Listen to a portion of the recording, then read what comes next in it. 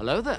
Hey, bonjour à tous, c'est Mers. Bienvenue à cette semaine numéro 2 du cours de développement web. Cette semaine, on va installer Apache sur un serveur web.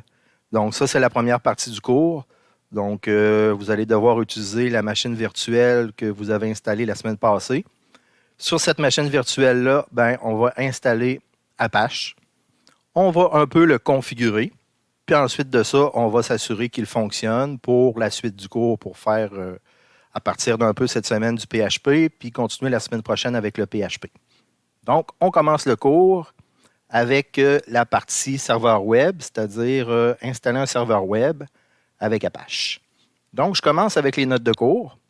Dans les notes de cours que vous allez trouver sur Léa cette semaine, vous allez avoir un fichier notes de cours Apache étudiant. Donc, c'est un fichier Word. Dans ce document-là, vous avez quelques informations sur Apache puis quelques exemples de configuration que vous allez devoir faire dans le laboratoire de cette semaine. Donc, je commence avec Apache. Apache, évidemment, c'est un serveur web qu'on installe sur une machine, sur un serveur, qui va nous permettre d'avoir des sites web d'héberger puis être capable de se connecter à ce serveur-là pour aller chercher les pages web en conséquence. Donc, éventuellement, on va avoir besoin de créer un site web. Donc, on a besoin d'un serveur web. On commence en local pour la session. Donc, vous allez le faire sur votre machine virtuelle.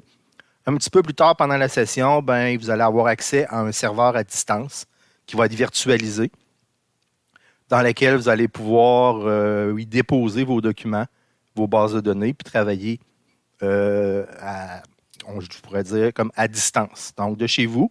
Mais le serveur va être hébergé au cégep. Donc, pour l'instant, on commence en local. Donc, pourquoi on utilise Apache? Apache, c'est un serveur HTTP. Donc, vous avez un petit peu l'historique ici. Là. Apache, c'est un serveur HTTP produit par la Apache Software Foundation. C'est un serveur HTTP le plus populaire du web présentement. C'est un logiciel libre avec des licences spécifiques. Donc, si vous êtes une grosse entreprise qui utilise un serveur Apache, ça se peut que vous ayez quelques coûts à défrayer. Mais pour l'utilisation personnelle, comme nous, on va le faire, le code est complètement libre. On peut le modifier à notre guise. Donc, c'est pour ça qu'il y a différentes versions d'Apache.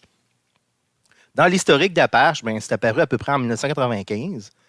Au début, c'était un collectif. J'ai mis en jaune les choses qui étaient importantes dans le document. C'était un collectif de correctifs puis d'addition au bon vieux serveur là, HTTPD.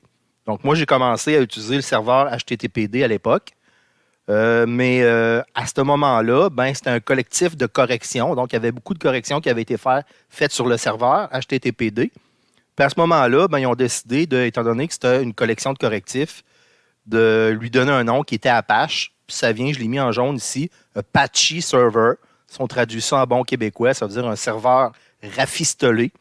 Donc, ce serveur rafistolé-là, au lieu de l'appeler HTTPD, on lui a donné un nom Apache. C'est un diminutif. Donc, pourquoi on va utiliser Apache dans le cadre de notre cours? Regardez, j'ai un vieux graphique ici qui date de 2012 pour vous montrer qu'à cette époque-là, Apache avait vraiment tout le marché des serveurs. Donc, vous aviez Apache ici en 2012 qui était à 64% du marché des serveurs web.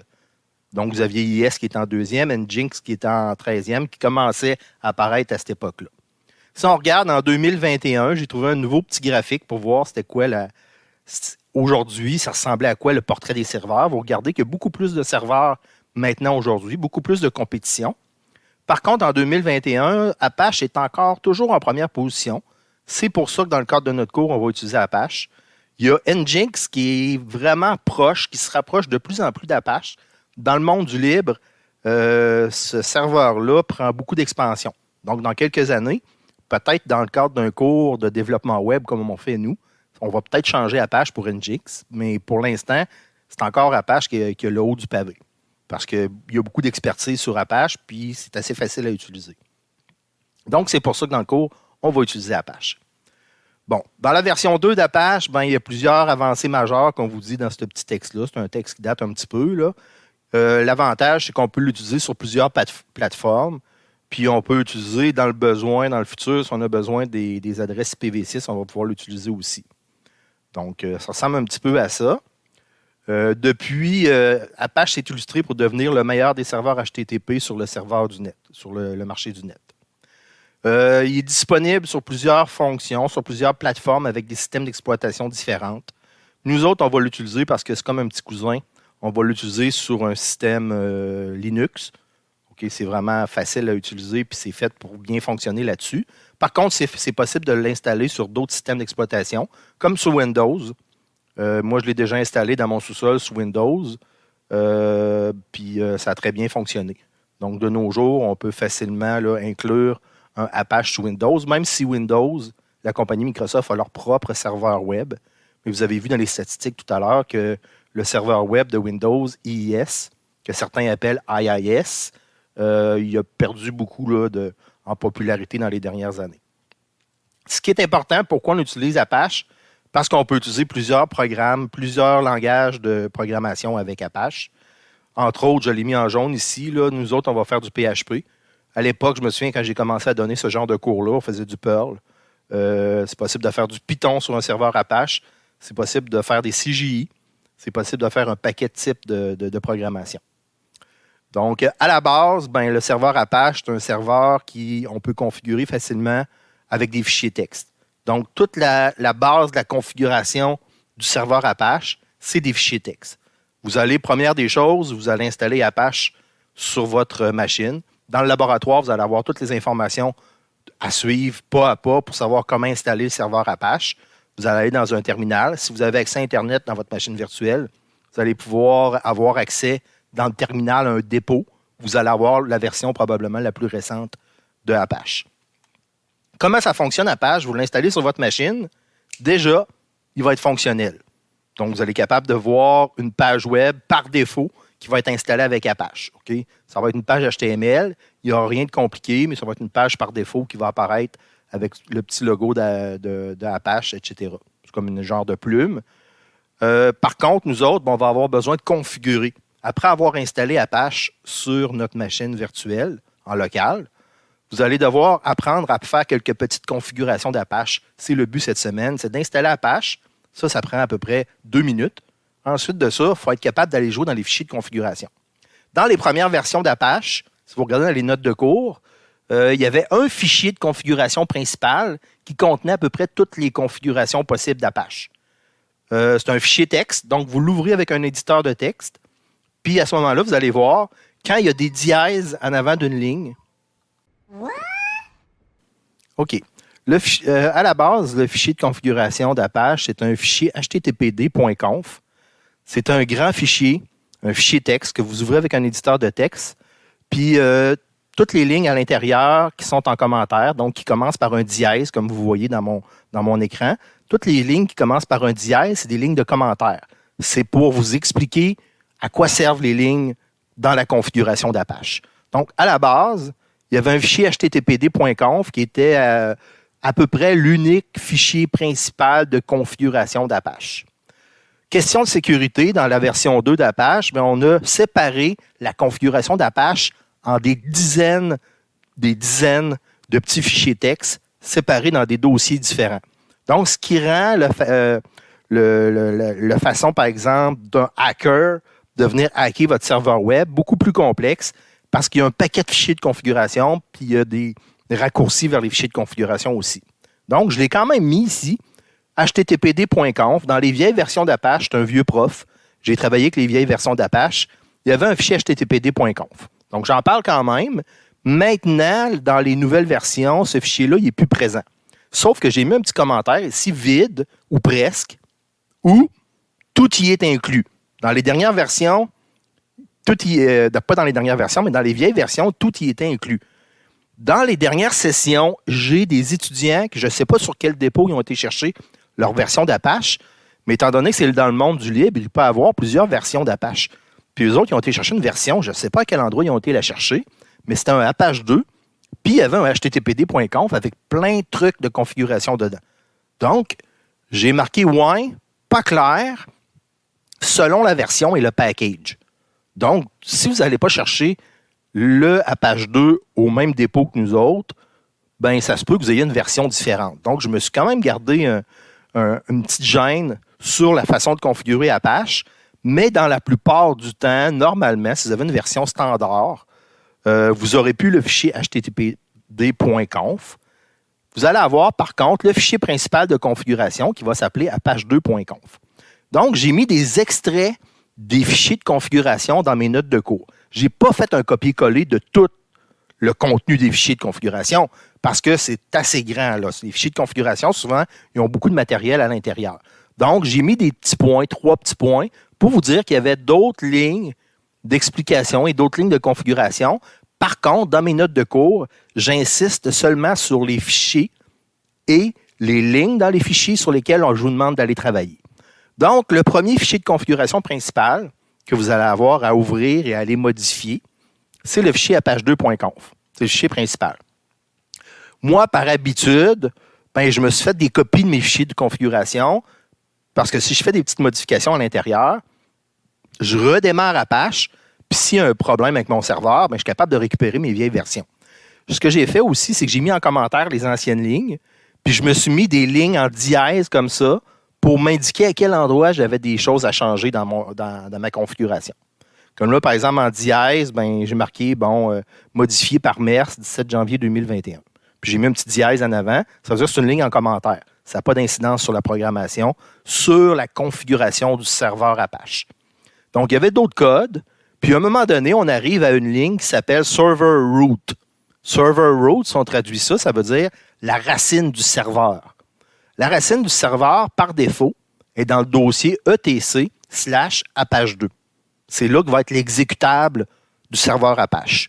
Je ne vous demande pas de la changer, cette ligne-là, parce que ça demande plus de modifications.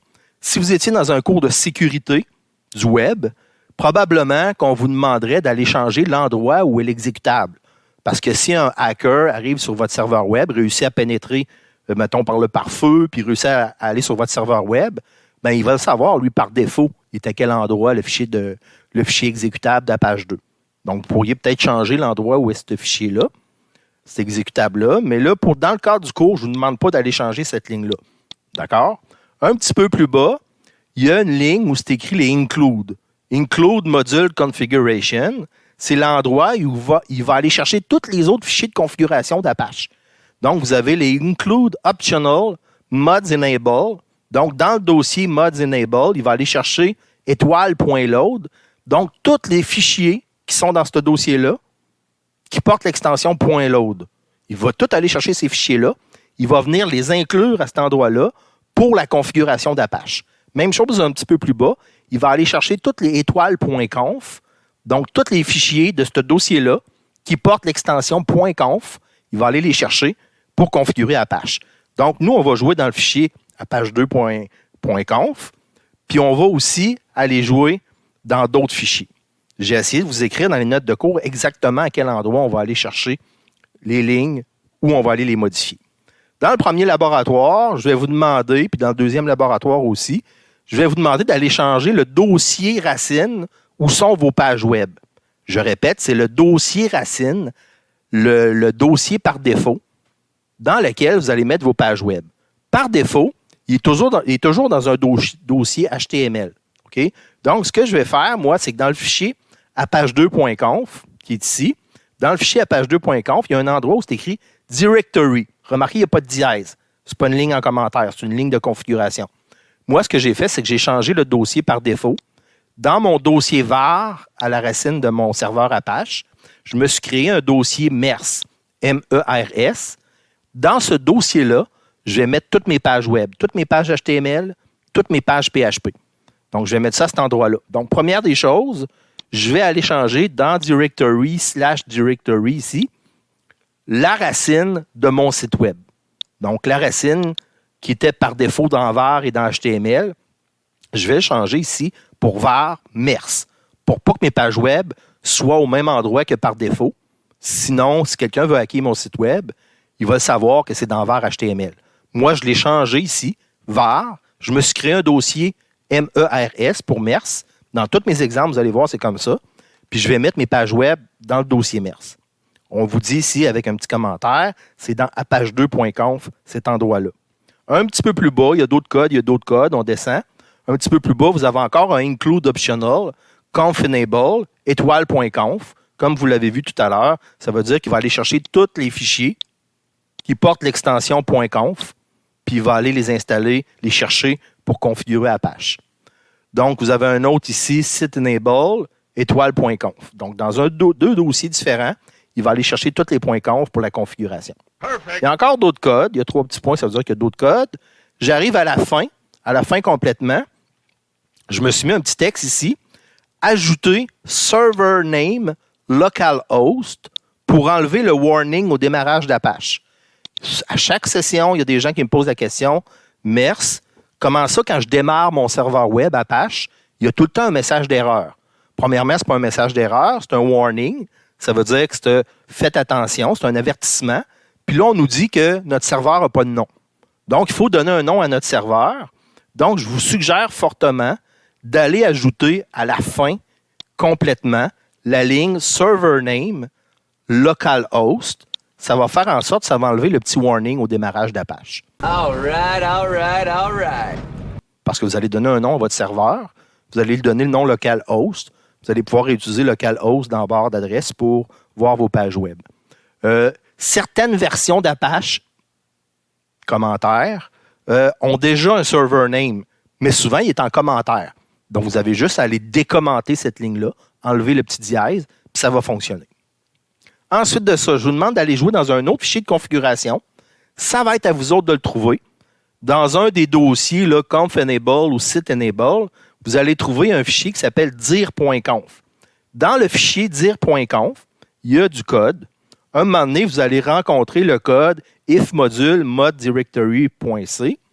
Ensuite de ça, vous allez voir une ligne qui s'appelle directory index.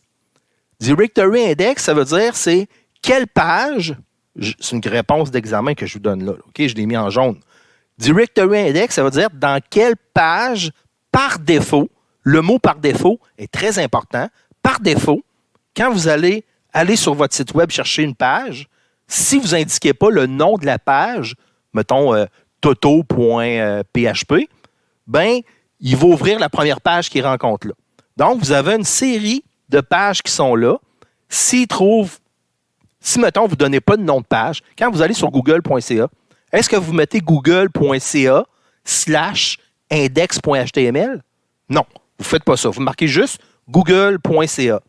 Quand vous allez aller sur votre site web, bien, si vous mettez juste votre adresse IP ou localhost, si vous ne spécifiez pas, je répète encore pour une 3e fois, si vous ne spécifiez pas le nom de la page, votre serveur web va essayer d'ouvrir la première page qu'il voit dans Directory Index. Dans mon cas, ici, je l'ai mis en jaune, c'est toto.php. Donc, s'il ne trouve pas, si vous n'avez pas mis de nom de page, il va essayer de trouver la page toto.php. S'il la trouve, il va l'ouvrir sur le navigateur du client. Perfect. S'il ne la trouve pas, il va passer au deuxième, index.html. S'il ne la trouve pas, il va passer au troisième, index.php, etc., etc. Vous comprenez le principe. Mes enfants ont fait ça au primaire, là, c'est une suite logique. Donc, tout simplement, il commence par le premier. S'il le trouve, il l'affiche. S'il ne le trouve pas, il passe au deuxième, au troisième, au quatrième. Donc, dans les exercices, souvent, je vais vous demander de venir indiquer ici la page par défaut de votre laboratoire d'exercice. Donc, ça va faire en sorte qu'il va ouvrir par défaut la première page de votre laboratoire. Donc, vous pourriez mettre ça ici. Ça pourrait toujours être cool. Dans un autre fichier, le fameux fichier 000-default, dans ce fichier-là, vous avez un endroit où c'est écrit, par exemple, le nom de l'administrateur du serveur. Server admin. Par défaut, c'est webmaster à localhost. Je vous demande de mettre une adresse. Vous n'êtes pas obligé de mettre votre vraie adresse. Moi, dans mon cas, j'ai mis stéphane.mercier@cll.qc.ca. Ça va servir à quoi, cette affaire-là? Si jamais il y a une erreur sur le serveur, souvent, vous êtes peut-être déjà arrivé sur une page web où c'est écrit « erreur, machin truc », contactez l'administrateur du serveur, puis il va faire afficher l'adresse qui est là. Moi, j'ai déjà administré des pages web, des serveurs web, puis des fois, tu ne vas pas voir à toutes les minutes si ton serveur web est fonctionnel. Donc, ça pourrait être cool que si votre serveur web est down, ne fonctionne pas bien, quelqu'un vous envoie un courriel pour dire « Oups, j'ai été voir ton site web, ça ne fonctionne pas. » Donc, vous pouvez mettre une adresse valide ici à cet endroit-là. Ensuite de ça, un petit peu plus bas, vous avez encore une fois Document Root. Root, c'est la racine de vos documents. Perfect. À l'origine, c'était var www.html. Je me suis trompé tantôt. Mais moi, je l'ai changé pour var mers. On l'avait vu un petit peu plus haut dans les notes de cours ici. Var mers. OK? Ça, c'est le premier endroit où je l'ai changé. Deuxième endroit où je l'ai changé, c'est ici. Document root, var mers. Je vous avertis, il y a 3 endroits où vous devez changer la racine de vos pages web. Donc, ça, c'était le deuxième endroit. Il y a un fichier qui s'appelle port.conf qui vous permet de dire quels ports doivent être écoutés sur votre serveur web. Par défaut, tout le monde le sait à peu près. Sinon, vous ne le savez pas, bien là, vous le savez maintenant. C'est le port 80 sur un ordinateur. Quand c'est un serveur web, c'est le port 80 qui est utilisé pour transférer du web. Donc, c'est possible d'utiliser d'autres ports. Le port, par exemple, 443 pour faire de la connexion sécurisée avec un mandat SSL. Ou si vous faites, par exemple, du FTP, il y a le port 21. Donc, il y a toutes sortes de ports qui peuvent être ouverts sur un serveur web comme ça pour permettre la communication avec d'autres machines. Dans le cas d'un serveur web, la plupart du temps, on utilise le port 80. Dans le fichier default.ssl.conf, vous allez encore une fois retrouver document root. Je vous ai dit qu'il y avait 3 endroits où vous devriez changer la racine de l'endroit où est vos pages web. Donc, le 3e endroit, c'est dans le fichier default.ssl. Donc, je l'ai changé pour document root /var/mers. C'est l'endroit où je vais mettre mes pages web. Je l'ai répété souvent, c'est comme un cours de maternelle.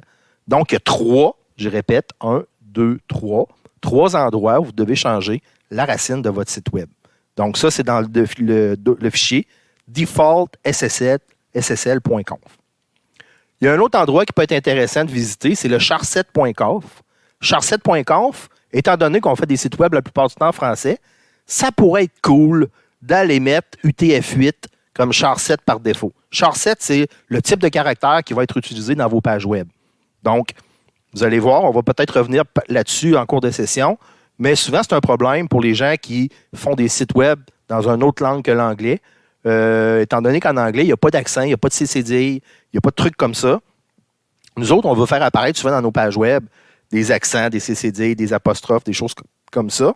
Donc, je vous suggère fortement de vérifier si dans le char7, vous avez UTF-8. Un peu plus tard, pendant la session, on va installer PHP. Donc, selon la version de PHP, peut-être que vous autres, ça va être la version PHP 7.3. Donc, vous allez voir apparaître des fichiers PHP 7. votre version.conf, PHP 7. votre version.load. À cet endroit-là, ben, exemple, moi, il y a un endroit qui dit qu'à chaque fois que votre serveur va rencontrer un fichier .php, ben, il va le faire passer dans un interpréteur PHP pour pouvoir faire afficher le code. OK? Donc, ici, il y a déjà ces lignes-là sont déjà présentes dans votre fichier quand vous allez avoir installé PHP. OK? Moi, ce que j'ai fait un copier-coller. Regardez, j'ai marqué //mers. Puis j'ai ajouté ici, dans ce fichier-là, un .mers, juste pour vous montrer que tout ça, c'est configuré. Donc, moi, je vais pouvoir avoir sur mon site web des fichiers qui portent l'extension .mers. Un .mers, ça n'existe pas. Je viens d'inventer. Donc, si j'ai des fichiers qui s'appellent, mettons, toto.mers, ben, il va être capable d'être interprété par l'interpréteur PHP, puis il va être capable de faire du code avec ça. Donc, j'ai juste fait ça pour vous montrer qu'on peut aller jouer dans les fichiers de configuration pour mon propre plaisir. Je ne vous demanderai pas de faire ça en laboratoire. Je voulais juste vous montrer que c'était possible de faire des .mers. Non de Zeus! OK. Ensuite de ça, même chose ici, dans le PHP 7.load, selon votre version. Il y a un endroit, il va inclure des modules de votre librairie PHP. Ensuite, après avoir fait des modifications dans vos fichiers de configuration, on vous demande de redémarrer Apache, puis vérifier avec une page web dans votre dossier racine. Donc, pour redémarrer Apache, je fais tout simplement, il y a plusieurs façons de le faire, là. Cherchez sur Internet si vous ne le trouvez pas. Mais moi, ma façon, c'est sudo Apache 2ctl restart. En faisant ça, ça va redémarrer Apache. Vous allez voir si vous avez fait des erreurs. Puis après ça, ben, vous avez juste à vous créer une petite page HTML, la mettre à votre racine que vous avez fait, comme moi, dans mon cas, c'est mers, dans le dossier var mers. Donc, j'ai tout simplement ici créé une petite page web. Je l'ai mis dans mon dossier racine, qui est var mers. Puis après ça, je vais pouvoir aller dans un navigateur, écrire 127.0.0.1 ou localhost, puis vérifier si je suis capable de voir la page web par défaut qui va apparaître. Donc, c'est la théorie pour la partie Apache sur un serveur web. Ce que je fais avec vous autres, c'est je vais ouvrir ma machine virtuelle. Je vais vous faire une petite démonstration. Petite partie démonstration. Je vais aller tout simplement dans ma machine virtuelle. Dans votre machine virtuelle, si vous l'avez bien branchée la semaine 1, vous allez tout simplement avoir à la démarrer. Moi, elle est déjà démarrée. Donc, je vais aller dans ma machine virtuelle. Bon, ma machine virtuelle est déjà démarrée. Je vais me connecter avec le mot de passe qui vous a été envoyé. Dans votre cas, ça va être admin 123 étoiles, admin avec un A majuscule.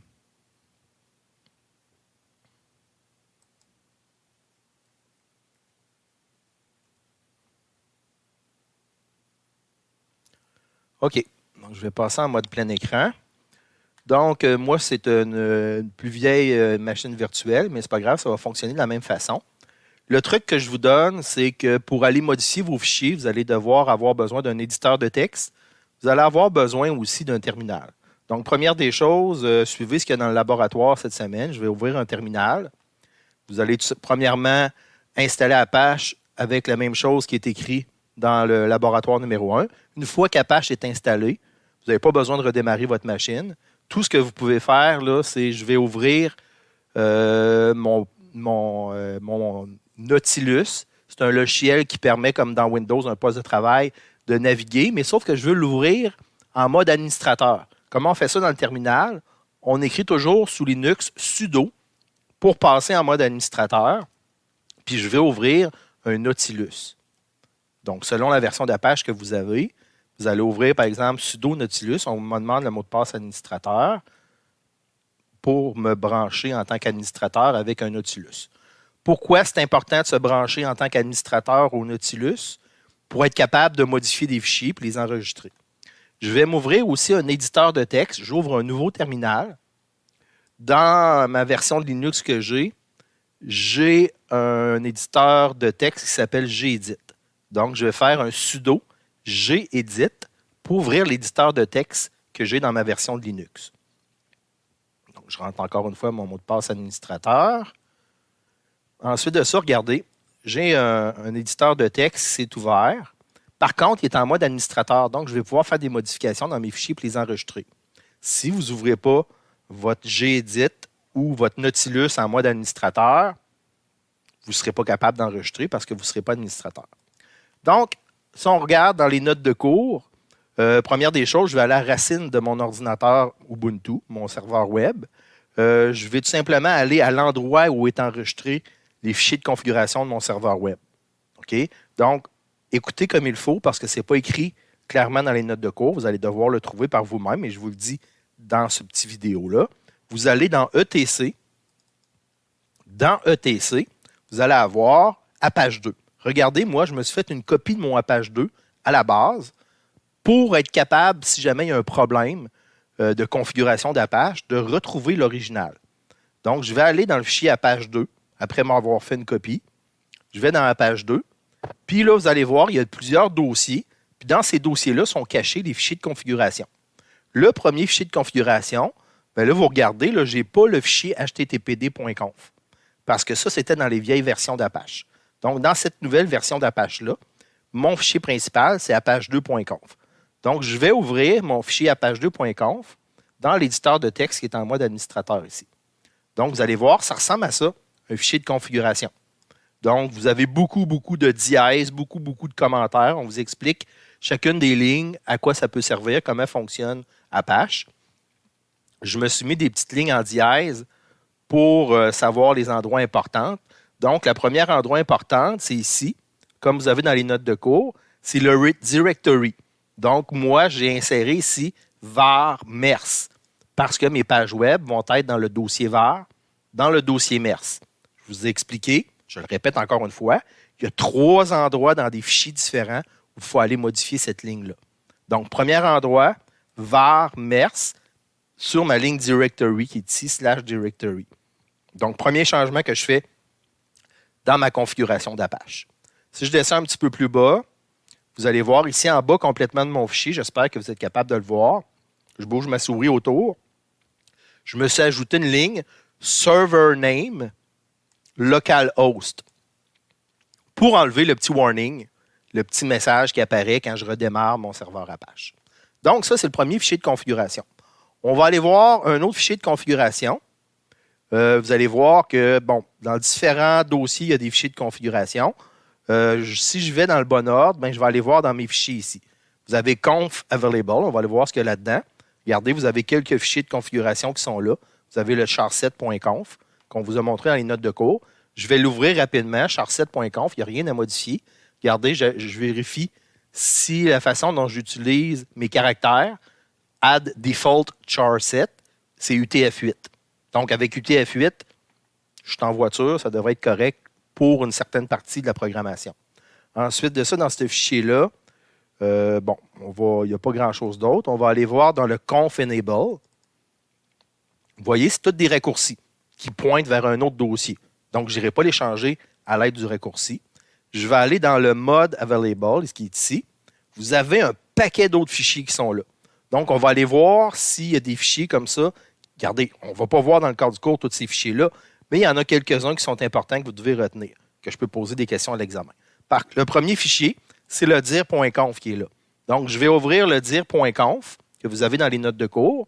Dans le dir.conf, je vais aller changer mon directory index qui est là. Donc, si vous regardez dans le directory index, vous avez toto.html que j'ai mis comme premier fichier à ouvrir si jamais je n'ai pas d'indication. Le deuxième, index.html, index.php, ça s'en va dans l'ordre qui est là. Donc, si vous regardez dans les notes de cours, directory index, je l'ai mis en jaune, c'est important. Ça se peut que je vous pose des questions là-dessus à l'examen. C'est par défaut quel fichier va être ouvert dans mes pages web si je n'ai pas spécifié quel fichier ouvrir. Je retourne ici dans mes notes de cours. Il y a le dir.load qui peut être utilisé, qui n'est pas vraiment dans mes notes de cours, mais je regarde ici, qui va chercher un fichier de configuration.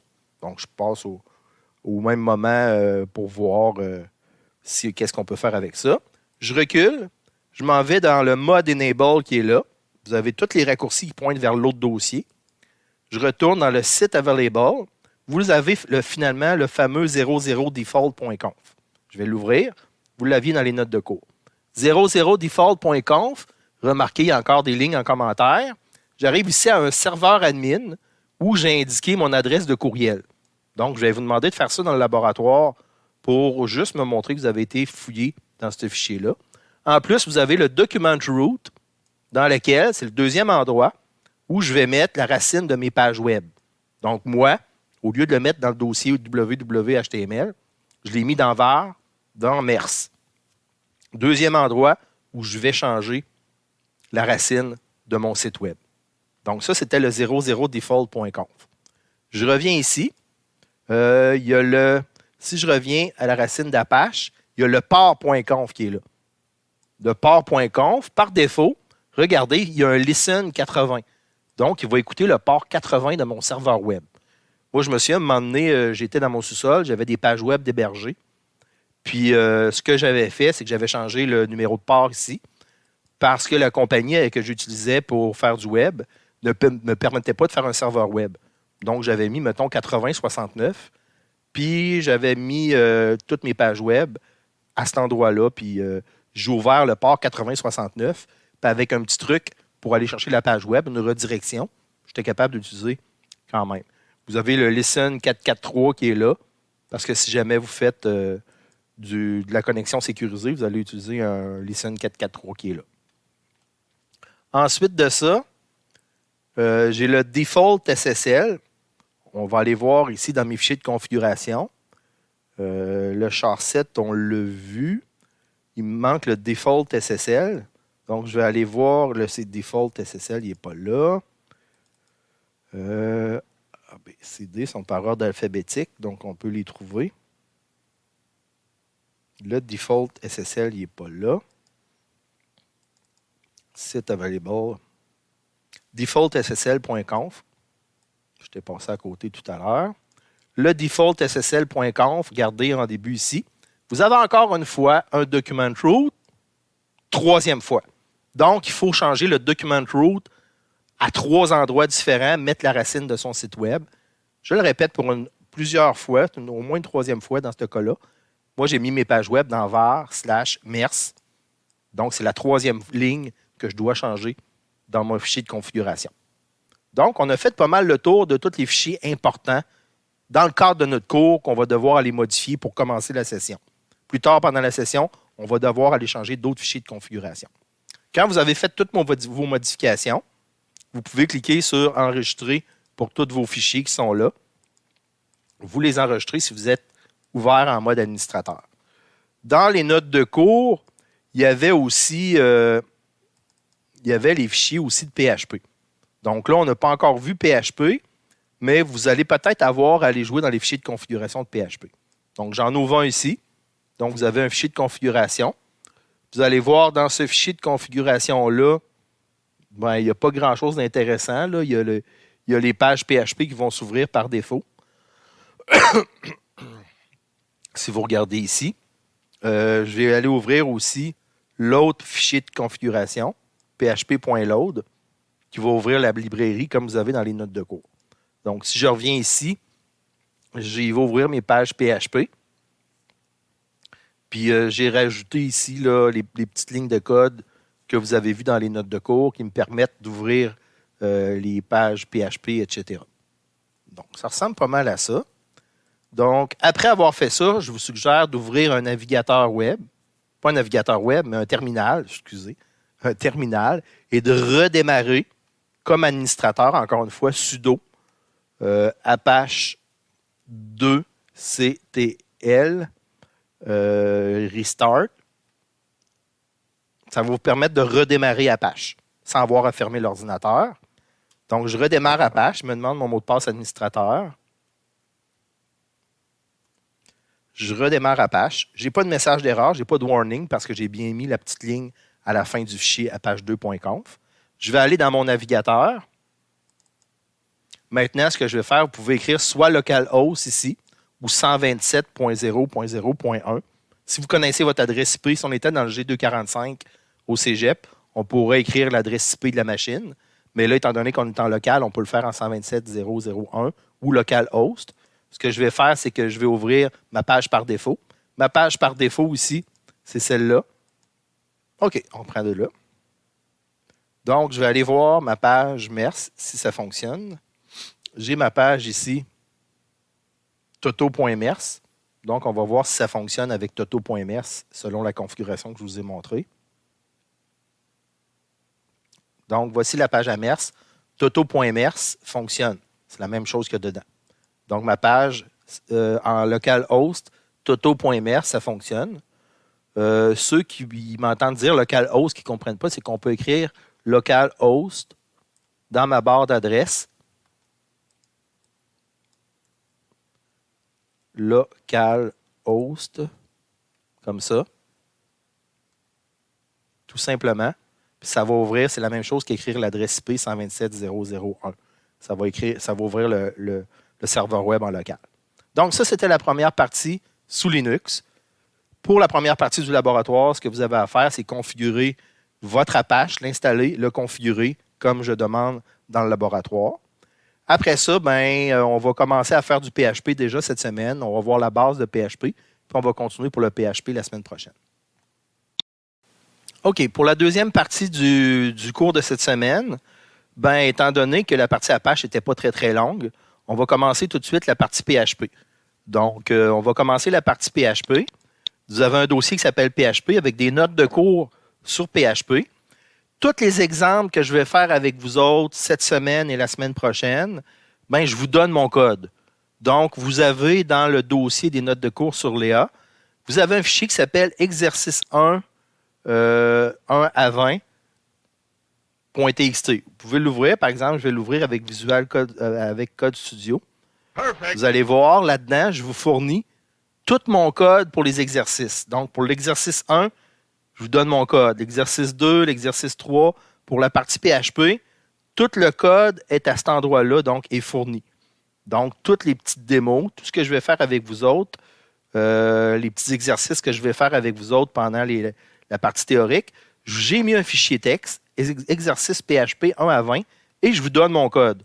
Donc, vous ne pourrez pas dire que vous n'avez pas d'exemple concret fonctionnel. Je fournis mon code à toute la classe. Donc, tous les exercices que je vais faire en démonstration, ils sont dans ce fichier-là. Vous avez juste à aller le chercher. Et vous pouvez faire un copier-coller pour les laboratoires que vous allez avoir à faire. Je vous le suggère fortement. Donc, on passe à la partie théorique du PHP. On commence avec la partie Linux, avec un serveur PHP comme on a vu déjà, avec un serveur, je devrais dire, un serveur Apache sous Linux. Ensuite de ça, une fois que le serveur Apache est bien installé, on va passer au langage PHP. Donc, c'est ce qu'on va faire aujourd'hui.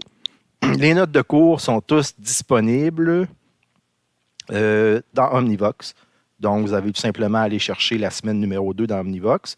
Vous allez avoir toutes les notes de cours qui sont disponibles là, plus les exemples de mes exercices que je vais faire avec vous autres.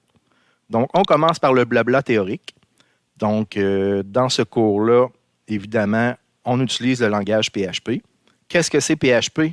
Bien, officiellement, c'est un acronyme récursif pour PHP, Hypertext Préprocesseur.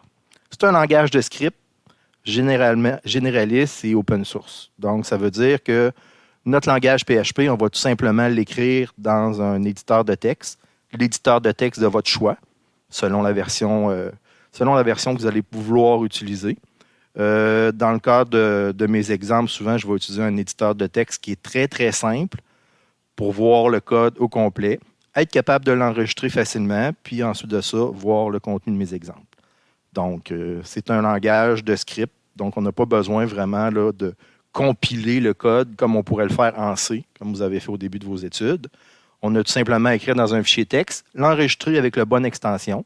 L'extension est importante pour que notre serveur web soit capable de reconnaître qu'il y a du langage PHP à l'intérieur.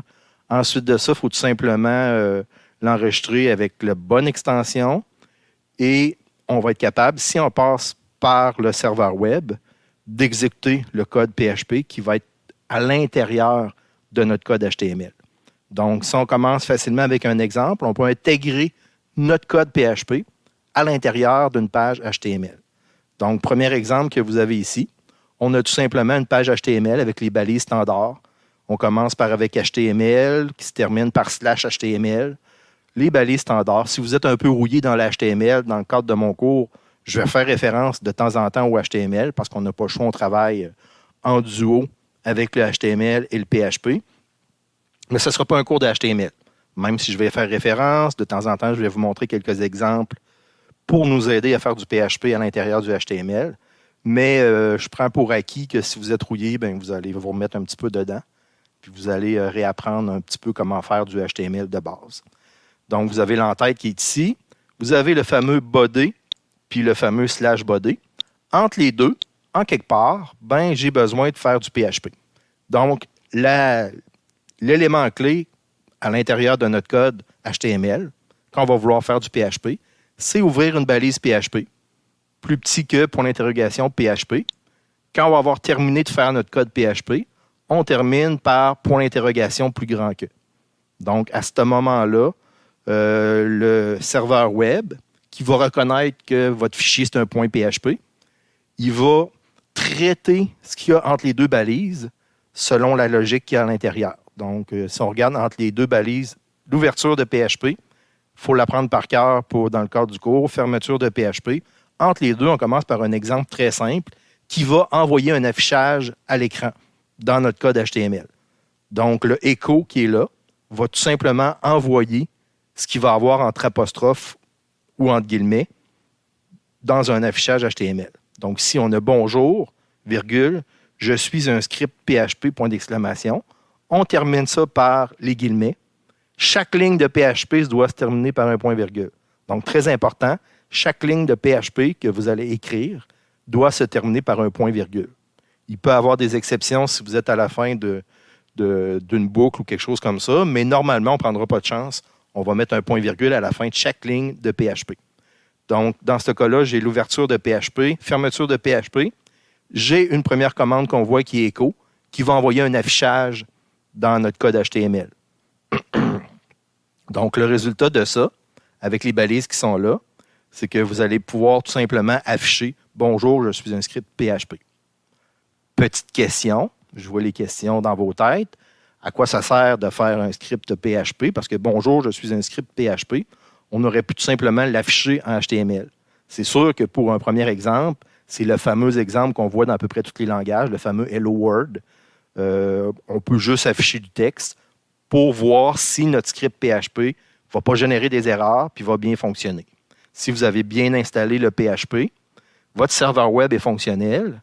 Normalement, vous ne devriez pas voir d'erreurs ou d'avertissements comme des warnings. Vous devriez voir l'interprétation du PHP puis voir apparaître « Bonjour, je suis un script PHP sans erreur » ou sans avertissement. Qu'est-ce que peut faire un script PHP? Il y a 3 domaines différents où PHP peut s'illustrer. Donc, langage script côté serveur, c'est ce qu'on va faire nous autres dans le cadre du cours. Langage de programmation en ligne de commande. On pourrait, si on en avait besoin, tout simplement, en ligne de commande, lancer du code PHP puis le faire interpréter par le serveur. Ou écrire des applications clientes graphiques PHP. On va en faire un petit peu, là, un peu plus tard dans le cours, quand on va voir un petit peu la profondeur de ce que peut faire PHP. Je vais faire des exemples avec vous autres pour voir ce que graphiquement PHP pourra apporter à nos pages web. Donc, PHP est utilisable sur la majorité des systèmes d'exploitation. Dans le cadre de notre cours, comme c'est écrit ici, nous autres, on va le faire avec ses petits cousins, c'est-à-dire avec Apache. Puis, on va utiliser des bases de données comme MySQL aussi. Donc, comme c'est écrit ici dans les notes de cours. Donc, c'est ce qu'on va faire. Mais un peu plus tard dans le cours, après les 2 tiers de la session, on va aller sous Windows, puis on va voir qu'on peut faire aussi du PHP sous Windows un peu plus facilement de nos jours, même si ce n'est pas vraiment des cousins, là. L'équivalent PHP existe sous Windows. Vous pouvez utiliser visualstudio.net pour faire de la programmation web, mais c'est possible aussi de faire du PHP sous Windows. Donc, on va commencer avec une version Linux, avec un serveur web Apache, puis on va commencer à faire des scripts on va faire un script HTML, mais à l'intérieur, on va commencer à mettre du code PHP. Puis c'est important de comprendre qu'on ne peut pas ouvrir le fichier directement dans le navigateur en local. Il faut absolument passer par le PHP pour que le langage soit interprété puis donne le bon résultat. Si jamais vous double-cliquez sur un fichier .php sans passer par le serveur web, tout simplement, le langage ne sera pas interprété puis il va être affiché en clair. Donc, si avec un navigateur comme Google Chrome ou Firefox, vous ouvrez localement un fichier PHP, le code PHP ne sera pas interprété. Donc, qu'est-ce que ça prend pour faire du PHP? Je me répète, je vous ai dit que ça serait peut-être un peu comme un cours de maternelle, les premiers cours. Donc, ça nous prend tout simplement là, un serveur web. Dans notre cas, ça va être sous Linux, sous Ubuntu. On va aussi installer PHP, les extensions PHP, qui vont faire en sorte que le serveur web, quand il va voir un point PHP, il va le passer dans l'interpréteur pour interpréter le code, puis retourner au client un fichier qui va porter l'extension encore PHP, mais qui va contenir uniquement du HTML. Ce que je vous dis là, c'est important, c'est que quand le code est interprété par le serveur web, il va générer un nouveau fichier qui contient seulement le résultat de l'interprétation, c'est-à-dire du HTML. Puis la personne, le client qui va demander une page web, lui, s'il va voir le code source derrière sa page web, il ne verra aucun code PHP. Il va seulement voir le résultat de l'interprétation qui va être du HTML. Donc, ce qu'on va faire en PHP, ça se passe côté serveur. Donc, c'est vraiment orienté serveur. Puis, quand on va avoir un résultat qu'on va envoyer au client, la page web, le résultat va être envoyé au client. Il va contenir seulement le résultat en HTML. Donc, une petite première page en PHP qu'il y a dans les notes de cours, le fameux « Bonjour le monde ». Vous avez un fichier qui s'appelle « bonjour.php ». Première erreur qu'on peut faire quand on commence à faire du PHP, c'est se tromper dans l'extension du fichier. Il ne faut pas se tromper, il faut vraiment que notre fichier porte l'extension .php pour qu'il soit interprété par le serveur web. Donc, le premier petit bout de code qu'on voit là, vous avez, comme à l'habitude, le HTML standard, donc jusqu'à body. Vous avez la terminaison des balises HTML et /body qui sont là. À l'intérieur, ce qu'on va faire, c'est faire encore une petite ligne de code en PHP pour voir si ça fonctionne bien. Donc, on rouvre la balise PHP avec plus petit que point d'interrogation PHP. Espace, on fait encore une fois un petit écho juste pour envoyer, bang, un petit affichage à l'écran. Puis dans ce cas-là, au lieu d'utiliser les guillemets, on va utiliser les apostrophes. Donc, on va voir dans nos exemples quelle est la différence entre utiliser la chaîne de caractères texte, soit entre guillemets ou soit entre apostrophes. Comme ici, par exemple, vous allez voir que entre mes deux guillemets, j'écris Bonjour le monde. Pas de trouble avec ça. Par contre, j'insère ici des petites balises HTML. Donc, l'ouverture d'un paragraphe, la fermeture d'un paragraphe. Donc, je peux, en utilisant les apostrophes comme ça, à l'intérieur de ce que j'envoie dans ma page HTML, je peux utiliser des balises PHP. Dans certaines circonstances, on va fermer la balise HTML. On va fermer la balise PHP, on va écrire du HTML, on va réouvrir la balise PHP quand on a besoin de faire de la logique. Dans d'autres circonstances, juste pour l'affichage, on peut tout simplement, à l'intérieur des apostrophes comme ça, mettre soit des variables ou soit mettre, par exemple, des balises HTML qui vont être interprétées comme du HTML. N'oubliez pas de toujours, quand vous avez terminé une ligne en PHP comme ça, terminer par un point-virgule. Puis dans ce cas-là, étant donné qu'on ne fait pas plusieurs lignes de PHP, on en fait seulement une. Donc, on va tout de suite fermer la balise PHP. Donc, dans l'exemple un peu plus haut, on le faisait sur 3 lignes. Dans cet exemple-là, on le fait seulement sur une ligne. Donc, c'est à vous autres de voir, selon les circonstances, qu'est-ce que vous allez faire. À ce moment-là, le navigateur, ce qu'il va faire, lui, c'est qu'il va recevoir comme code, comme je vous avais indiqué, aucun code PHP. Regardez ce que le navigateur va recevoir seulement du HTML. Donc, le body, le /body, vous avez le changement de paragraphe, l'ouverture d'un paragraphe, c'est-à-dire bonjour le monde, fermeture du paragraphe. Le navigateur du client ne va pas recevoir de PHP. Une fois qu'il a été interprété, ce qui est envoyé au client, je me répète pour la 3e fois, ça va seulement être du code HTML. Donc, ce qui rend la logique de notre code PHP sur le serveur uniquement disponible sur le serveur. Donc, le client, lui, ne saura même pas la logique qui a été faite derrière ça. Donc, il va seulement recevoir le résultat. Il existe des variables qui sont reconnues par PHP. Donc, il y a des variables d'environnement qui permettent de faire afficher un paquet de choses. Okay? Entre autres, savoir quelle version de navigateur vous utilisez, savoir quel système d'exploitation vous utilisez, etc., etc. Il y a des variables d'environnement qui sont prédéterminées selon la version de PHP que vous allez utiliser. Dans le cadre de notre cours, vous allez probablement être avec la version 7.3 de PHP. Donc, on va voir des variables d'environnement qui nous permettent d'afficher du contenu du système, mais dans d'autres circonstances, selon la version de PHP, les variables d'environnement ne seront pas toutes les mêmes. Donc, un exemple classique quand on commence à faire du PHP, c'est tout simplement ouvrir une balise PHP, appeler la fonction PHP-info sans passer de paramètres, c'est-à-dire parenthèse, fermer la parenthèse, point-virgule. Cette petite ligne de code-là, on va la voir dans nos exemples tout à l'heure, va nous afficher un paquet d'informations sur le serveur. Donc, une petite ligne de code comme ça, quelques caractères, va générer des dizaines et des dizaines, si ce n'est pas des centaines de lignes d'informations sur notre serveur. Évidemment, ce n'est pas le genre de fonction que vous allez mettre sur une page web pour qu'un client connaisse toutes les caractéristiques de votre serveur web. Mais quand on commence à faire du PHP, c'est un exemple classique, on va toujours faire un PHP info pour voir ce que ça donne. Vous avez aussi un paquet de variables d'environnement que vous pouvez utiliser dans votre code PHP qui va nous ramener un paquet d'informations, soit des informations qui ont été passées en paramètres au serveur web par le client, ou soit des informations qui sont disponibles sur le serveur web.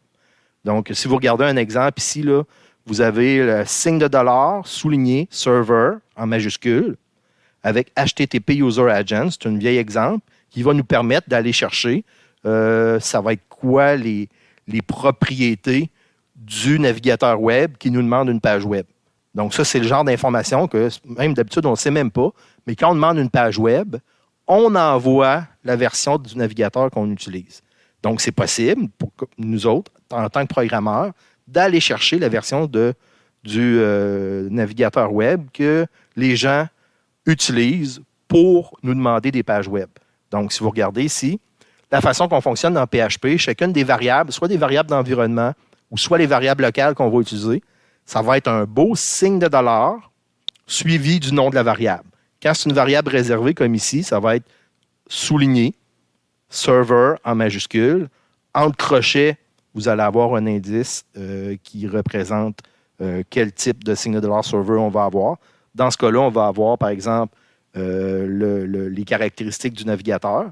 On vous montre le résultat possible en dessous, par exemple, un navigateur compatible Microsoft Internet Explorer. Bon, c'est un vieil exemple avec un vieux navigateur, mais ça ressemble à ça. Vous avez un autre exemple ici. Vous pouvez utiliser de la logique, évidemment. On va en arriver avec la logique dans le code PHP. On va ouvrir une balise PHP. Là, dans chacun des exemples qui suivent, il n'y a pas toujours le code HTML, mais rappelez-vous que vous devez toujours mettre en haut le code HTML d'ouverture, de fermeture, les bêtas, etc. Dans cet exemple-là, entre les deux balises PHP d'ouverture et de fermeture, vous avez la logique. On a un petit if. If, je rouvre la parenthèse, la condition, puis ensuite de ça, entre accolades, on va écrire qu'est-ce qui va se passer si la condition est respectée. Dans ce cas-là, on vérifie si la chaîne de caractères contient MSIE. Donc, la condition, c'est if, on va chercher les propriétés du navigateur web. Si dans les propriétés du navigateur web, on rencontre MSIE, Perfect. c'est différent de faux. Donc, si c'est différent de faux, ça veut dire qu'on ne le rencontre pas MSIE. On écrit avec un écho. Vous utilisez Internet Explorer. Puis, on fait un changement de ligne avec un BR. Donc, tout simplement, on peut utiliser un if comme ça. On va voir dans nos exemples qu'on peut utiliser un paquet d'opérateurs comme ça pour faire de la logique avec des if, des while, des for, etc. Donc, on voit le résultat. Ça marque tout simplement, vous utilisez Internet Explorer et le client, lui, ne verra pas la logique, le if, va voir seulement le résultat du if, qu'est-ce qui s'est passé avec le echo. On a un exemple ici où on utilise un if, encore une fois, le même genre d'exemple, mais en plus, on ferme la balise PHP, on insère ici du HTML. Ensuite de ça, on fait encore du HTML. Ensuite de ça, on ouvre la balise PHP pour faire la logique, c'est-à-dire ouvrir une accolade, faire un else, ouvrir une autre accolade. On ferme le PHP, donc il va rentrer dans le else s'il n'est pas rentré dans le if. Puis ensuite de ça, on marque, vous n'utilisez pas Internet Explorer, etc. Ensuite de ça, pour fermer la logique, on ouvre ensuite une balise PHP pour fermer l'accolade et on referme la balise PHP. Donc ça, c'est un exemple pratiquement pour vous mêler. Pour vous mêler, quand on regarde les exemples qu'on a faits en haut, on ouvrait une balise PHP, on faisait du PHP, de la logique, puis après ça, on fermait la balise, puis c'était terminé. Dans ce cas-là, c'est pour vous montrer qu'on peut alterner entre la logique PHP et des lignes en HTML. Donc, au lieu de faire des échos, on peut tout simplement fermer la balise PHP puis écrire en HTML. Ensuite de ça, quand on a besoin de logique, c'est-à-dire fermer l'accolade, ouvrir un else, on ouvre une balise PHP et on la referme à cet endroit-là. On peut alterner entre la logique de PHP, le HTML. Regardez, ça, c'est deux lignes tout simplement qui sont du HTML, qui sont à l'extérieur du PHP, qui ne seront pas interprétées. Par contre, quand on veut fermer la logique avec l'accolade, on n'a pas le choix de réouvrir une balise PHP. Ensuite de ça, de refermer la balise PHP et de fermer l'accolade. Donc, ça donne comme résultat ce qui apparaît ici dans le résultat HTML. Évidemment, vous avez vu dans des exemples tantôt avec le echo. Je passe rapidement sur les notes de cours qui sont là, qui se répètent un tout petit peu. On peut installer PHP sous Unix. On peut installer PHP, comme je vous ai dit au début, sous Windows aussi. Donc, c'est ça qui est écrit. Quand vous installez souvent avec un Apache, vous allez avoir des fichiers de configuration de PHP qui vont apparaître dans la configuration d'Apache. On va voir dans d'autres cours comment aller modifier ces lignes de code-là. Déjà, tout à l'heure, dans mes exemples, on va aller modifier une petite ligne de code dans un fichier de configuration de PHP pour pouvoir afficher les messages d'erreur. Le fameux fichier de configuration de PHP, vous allez avoir un php.ini qui va apparaître dans un dossier PHP de votre installation. Assez souvent, je vais vous demander d'aller jouer dans le fichier de configuration de PHP pour aller changer des lignes de code, mettre des commentaires ou enlever des commentaires pour faire fonctionner différents modules qu'on va utiliser dans PHP. Une des premières choses que je vais aller vous demander d'aller changer dans le fichier de configuration, ça va être tout simplement, il y a une ligne qui s'appelle Display Error. On va la mettre à on. Par défaut, la ligne Display Error est à off. Ça veut dire que les messages d'erreur n'apparaissent pas. Donc, s'il y a des erreurs dans vos lignes de code en PHP, ben vous allez tout simplement être un peu dans le néant parce que vous ne saurez pas c'est quoi votre erreur. En mettant Display Error à on dans le fichier de configuration de PHP, vous allez pouvoir voir soit à quelle ligne vous avez une erreur, ça va être quoi les informations sur l'erreur. Ça va beaucoup vous aider à pouvoir corriger vos erreurs de code que vous allez avoir fait dans la programmation entre vos balises PHP. Si vous avez fait des erreurs, vous oubliez un point-virgule, vous avez une erreur dans votre if, vous avez une erreur dans votre echo, quelque chose comme ça, dans votre logique de programmation, ben à ce moment-là, vous allez avoir un message d'erreur qui va vous indiquer à quelle ligne est l'erreur, puis c'est quoi la nature de l'erreur. Donc, ça va beaucoup vous aider si vous changez ce fichier de configuration-là, puis vous allez mettre, exemple, le display error à on. Très important aussi de redémarrer Apache après avoir changé quelque chose dans le fichier de configuration du php.ini. Donc, très important de redémarrer Apache par la suite. Donc, vous avez un paquet de variables ici qu'on voit qu'on peut aller utiliser dans le fichier de configuration. On va y revenir un peu plus à travers le cours. Donc, je passe rapidement là-dessus. Si vous utilisez PHP sous Windows, bon, on va en reparler vers la fin du cours, mais évidemment, il va y avoir la base de registre on va pouvoir peut-être aller modifier la base de registre. Puis, il va y avoir des librairies, des DLL, qui vont faire le même travail qu'on fait un petit peu sous Linux. Perfect. Donc, ça, c'était la première partie du cours. On va voir après ça des exemples un peu plus concrets comment faire fonctionner notre PHP à travers le HTML en utilisant notre serveur web. On passe à la deuxième partie. Bon, dans cette deuxième partie, on va faire un peu plus d'exemples. Okay, on va commencer par des exemples un peu théoriques qui sont disponibles dans les notes de cours. Ensuite de ça, on va faire des exemples pratiques. On va démarrer une machine virtuelle avec Linux, Ubuntu. On va, dans notre serveur web, on va commencer à faire des pages PHP à l'intérieur du code HTML. Puis ensuite de ça, on va faire des exemples. On va voir ce que ça donne comme résultat. Donc, on commence un petit peu par la théorie, le petit blabla théorique. Donc, dans les notes de cours, vous avez programmation PHP 2. Donc, dans programmation PHP, on se répète un petit peu. On commence, exemple, comment faire afficher la date du jour. Donc, on ne va pas mettre tout le blabla du HTML dans ces exemples-là. On va droit au but pour faire afficher, par exemple, la date du jour. Il y a une fonction qui s'appelle date, D-A-T-E. Entre parenthèses, on y indique le format de la date du jour qu'on veut avoir. Donc, dans cet exemple-là, on va tout simplement écrire D-M-Y en majuscule pour afficher le jour, le mois et l'année. Donc, on peut tout simplement aller chercher la date du jour de cette façon-là. Dans des exemples ultérieurs, on va avoir besoin de la date du jour dans certaines circonstances. Donc, cette fonction-là existe, on peut l'utiliser. Il y a une autre fonction qui nous permet d'aller chercher le contenu d'un fichier. Ça aussi, on va l'utiliser plusieurs fois, à plusieurs reprises. Donc, dans nos balises PHP, on va tout simplement insérer un include. Le include va être suivi entre parenthèses du nom du fichier qu'on va aller chercher.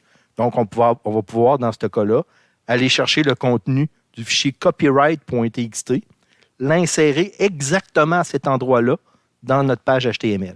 Le fichier copyright.txt peut contenir tout simplement du HTML. Il pourrait aussi contenir du code PHP. Donc, on pourrait avoir un copyright.php puis l'insérer à cet endroit-là. Ça va nous permettre de créer des modules. Exemple, nous connecter à une base de données, puis au lieu de le répéter, faire du copier-coller toujours, on va pouvoir aller chercher tout simplement le contenu d'un fichier, puis l'insérer à l'endroit où on veut dans notre fichier HTML à l'aide de cette commande PHP-là. Perfect. Autre exemple, aller chercher la date de la dernière modification d'un fichier.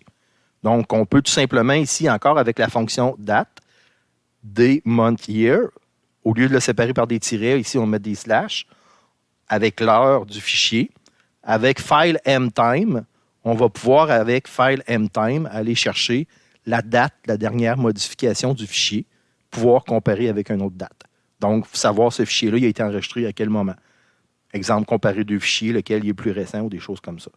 Donc, avec file m, n'oubliez pas le m entre les deux, file mtime, nous permet d'aller chercher la date de la dernière modification d'un fichier. On peut aussi, avec des variables d'environnement, signe de dollar server, entre crochets, aller chercher, par exemple, l'adresse IP de notre client. Pour savoir le client, c'est quoi son adresse IP ou des choses comme ça. On peut aller chercher aussi l'adresse IP du serveur. Donc, avec une variable d'environnement, signe de dollar server, on va faire des exemples avec ça aussi. On peut aller chercher différentes informations, soit sur le client qui nous a envoyé en faisant une requête de page web, ou soit sur le serveur qu'on utilise nous autres mêmes. Donc, quelques instructions de base. Là, je les passe rapidement avec un mini-exemple. Puis après ça, on va faire des exemples concrets dans notre serveur web. Donc, on peut utiliser des instructions de base de conditions, comme par exemple l'instruction if, else if avec un else aussi. Donc, si vous avez fait les premiers cours où vous avez fait du C dièse, vous ne serez pas dépaysé. C'est à peu près pratiquement la même utilisation qu'on fait en C. Donc, les instructions de conditions, on peut les faire.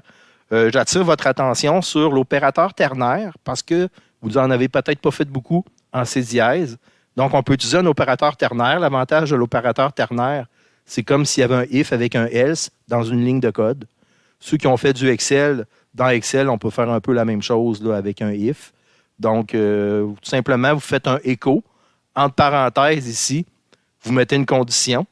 Donc, ici, on regarde si notre variable égale. N'oubliez pas de mettre les deux égales, sinon, ça va implanter le 1 dans la variable. Donc, ici, on a une variable, c'est un peu nouveau. Des variables locales, on peut s'en déclarer n'importe où, n'importe quand. La différence avec un langage comme C dièse, c'est que nos variables ne sont pas nécessairement typées. On n'est pas obligé de se déclarer une variable puis de l'identifier à un type. Donc, on n'est pas obligé de se déclarer une variable, dire c'est un integer. Quand on se déclare une variable, on n'est pas obligé de dire que ça va être un C-string ou une chaîne de caractères. On peut tout simplement se déclarer une variable, envoyer quelque chose dans notre variable locale, puis, étant donné que c'est un langage qui est fait pour le web, on n'a pas besoin de déterminer. Il va prendre le type de ce qu'on va envoyer à l'intérieur. Donc, dans ce cas-là, on envoie le chiffre 1. On regarde si notre condition, la variable nombre, est égale à 1. Donc, est-ce que c'est 1 qui est à l'intérieur de ma variable nombre? Si c'est vrai, on a un point d'interrogation. Si c'est vrai, on va afficher, parce que c'est un écho, nombre est égal à 1. Après ça, on a un 2 points. Si c'est faux, on affiche tout simplement nombre n'est pas égal à 1. Remarquez ici, on a un backslash pour contrer l'effet de l'apostrophe en raison qu'on est déjà dans un apostrophe pour le écho. Donc ça, c'est une petite particularité. Donc, on va voir ça tranquillement, pas vite, dans nos exemples, qu'il y a des petites particularités comme ça qu'on peut utiliser. Donc ici, c'est un opérateur ternaire. On peut faire un if avec un else sur une ligne de code. Dans le cas d'un affichage, ça peut être intéressant. J'insiste là-dessus parce que des if, vous en avez fait en masse. Des switch, des for, des while, vous en avez fait aussi. Un opérateur ternaire, vous en avez peut-être fait un petit peu moins. Donc, j'insiste tout le temps là-dessus, puis prenez en considération qu'à l'examen, ça se peut que je vous pose une question sur un opérateur ternaire parce que vous allez en avoir un petit peu moins fait, puis ça donne un bon exemple comment utiliser le PHP. Vous pouvez évidemment faire des instructions switch. On va voir des exemples là-dessus. Vous pouvez faire des boucles avec un for, avec un while, avec un do-while. Je vous rappelle, c'est quoi la différence, un do-while? Le do-while, c'est qu'il va faire au moins l'instruction une fois. Donc, peu importe la condition, qu'elle soit respectée ou non, il va au minimum faire l'instruction do-while une fois. Après ça, si l'instruction n'est pas respectée, la condition, je veux dire, n'est pas respectée, ben, il ne va pas faire le do-while une deuxième fois. Donc, ça dépend vraiment de la condition. Donc, vous avez quelques exemples ici. Vous avez évidemment les fameuses variables d'environnement qui commencent par un signe de dollar souligné server qu'on peut utiliser. Fait que vous avez ici une liste de quelques variables. Je vous répète ce que je vous ai dit dans la première partie, c'est que ça dépend de la version de PHP. Je me suis aperçu avec les années que selon la version de PHP, toutes ces variables d'environnement-là ne sont pas toujours disponibles ou il y en a des nouvelles qui apparaissent selon la version de PHP que vous allez avoir. Donc, j'attire votre attention. Là. Document root, normalement, vous n'affichez pas ça dans une page web, mais ça nous permet d'aller chercher la racine de vos sites web. Donc, moi, quand je vais vous corriger, avec ça, je vais pouvoir voir si vous avez changé votre document root. Ensuite de ça, le type de langage, l'host, l'user agent pour savoir quel navigateur le client utilise, l'adresse, remote adresse, remote port aussi qu'on peut voir, server adresse, server admin. je vais pouvoir voir si vous avez changé votre serveur admin dans la configuration d'Apache à cet endroit-là. Le server name, qui dans notre cas, la plupart du temps, ça va être localhost si vous avez changé, si vous avez ajouté la dernière ligne de code dans votre serveur Apache. Puis vous avez quelques infos comme ça que vous pouvez aller chercher. Toutes ces variables d'environnement-là, dans un des premiers labs que je vais vous faire, je vais vous faire afficher PHP info, parenthèse, qui va nous permettre d'aller chercher toutes les variables d'environnement et les afficher. Bon, dans une vraie page web, vous ne ferez pas ça. Je ne vous suggère pas de faire ça dans une vraie page web que vous allez donner à un client que vous ne connaissez pas. Mais juste dans le cadre d'un cours, pour le premier cours, on va faire afficher les variables d'environnement pour qu'on sache, selon la version de PHP qu'on a, lesquelles sont utilisées. On peut utiliser getEnv ou putEnv pour envoyer des variables d'environnement ou aller chercher des variables d'environnement. On peut même se créer des variables d'environnement. Une des choses de base qu'on va devoir faire, là, c'est un peu de blabla. Vous savez, aujourd'hui, là, je fais le blabla du PHP de base, là, mais une des choses importantes qu'on va devoir faire souvent, ça va être de remplir un formulaire. Quand on va peser sur le bouton « Envoyer », on va envoyer sur le serveur ce qu'on a rempli dans le formulaire. Très important, ça va être de récupérer ce que la personne a rentré dans un formulaire pour ensuite la traiter avec la logique du PHP.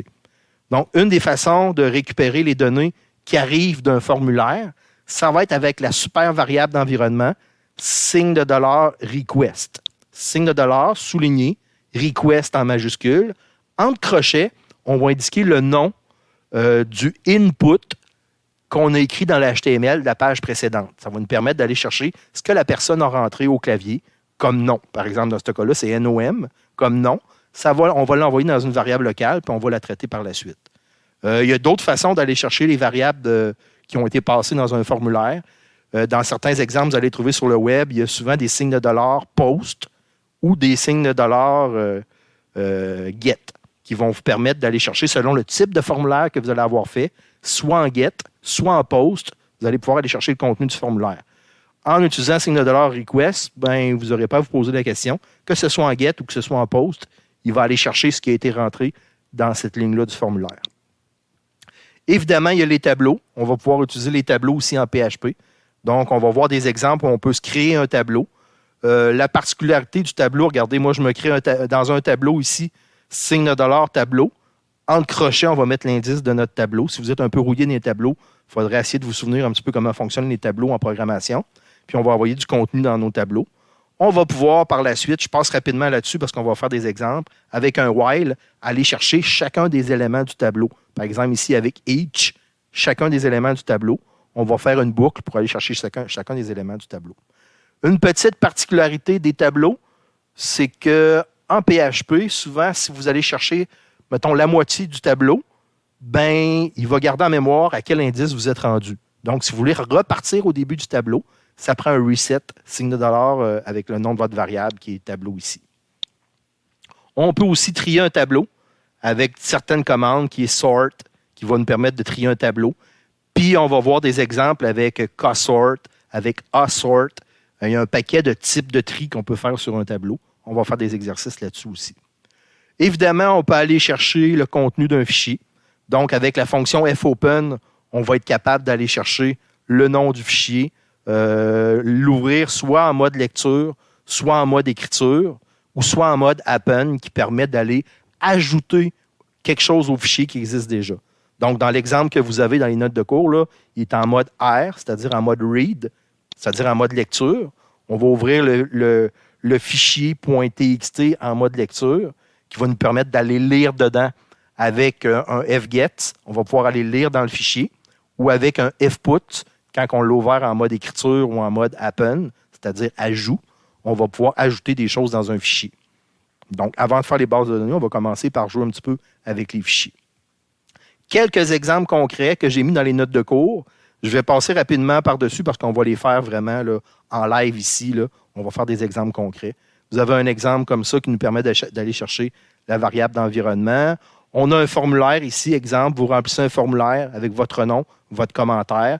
Vous avez le code du formulaire qui est là. Remarquez dans mon exemple, volontairement, j'ai changé le nom du input ici, okay, avec un name qui s'appelle TEMPS. Donc, quand je vais le récupérer dans mon fichier PHP, je vais utiliser TEMPS qui est écrit ici là, avec ma souris. Regardez, j'essaie de bouger ma souris en dessous. Remarquez le TEMPS. Donc, si on regarde le fichier PHP correspondant, on va faire un request ici de TEMPS. On regarde s'il est égal à beau. S'il est égal à beau, on va marquer il fait beau. On peut le faire avec un else. S'il n'est pas égal à beau, on va marquer il ne fait pas beau. Donc, on va faire ces exemples-là.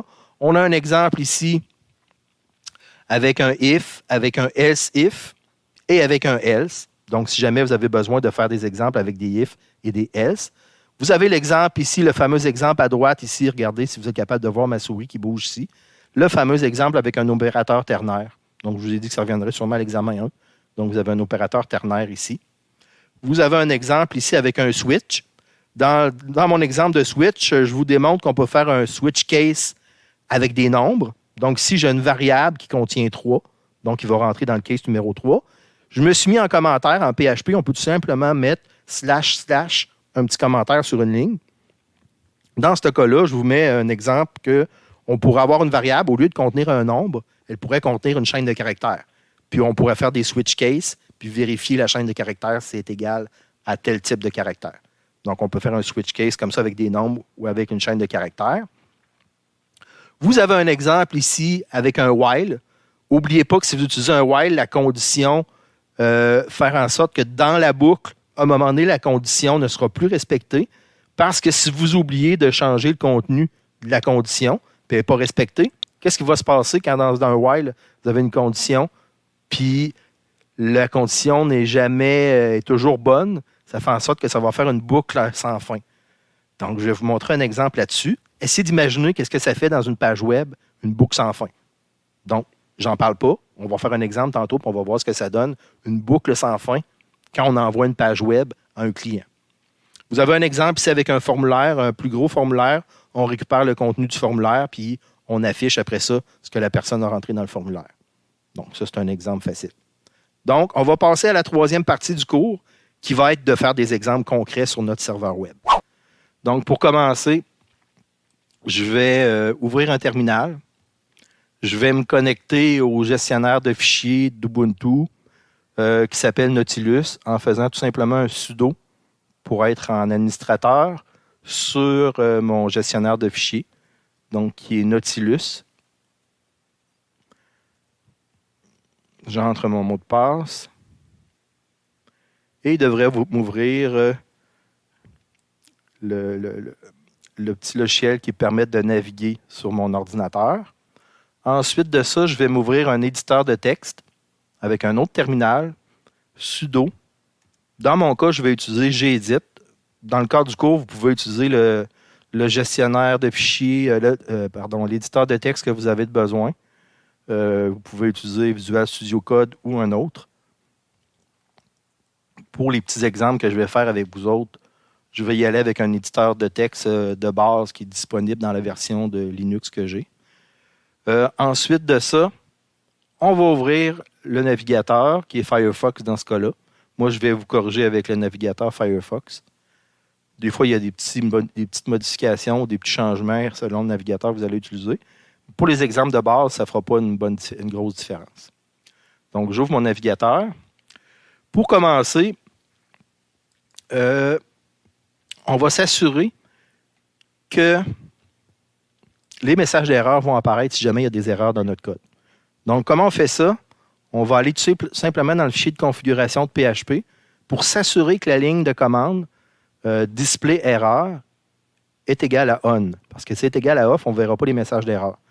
Donc, je vais aller tout simplement à la base de mon ordinateur.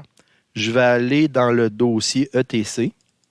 Dans le dossier ETC, si vous avez installé PHP comme c'est écrit dans l'énoncé du laboratoire, avec tout simplement un sudo apt-get php7, il devrait vous installer la dernière version de PHP. Donc, si je vais ici dans mon dossier PHP, dans mon cas, j'ai la version 7.0. Vous devriez avoir la version au minimum 7.3. Je vais cliquer ici dans la page 2. Je vais avoir mon fameux fichier de configuration php.ini, comme on a vu dans la théorie. Je vais ouvrir mon fichier php.ini. C'est un fichier de configuration. Toutes les lignes en commentaire sont précédées par des points-virgules. Donc, ce que je vais faire ici, histoire de ne pas trop chercher longtemps, je vais faire un CTRL F pour chercher display display erreur. Donc, vous avez ici quelques displays erreurs. Il y en a 17. Je vais aller au suivant jusqu'à vraiment ma ligne. Regardez, le code de couleur nous permet de voir les lignes qui ne sont pas en commentaire. Les lignes en commentaire sont toutes bleues. Regardez, ici, là, j'arrive à ma ligne où c'est écrit display erreur est égal à on.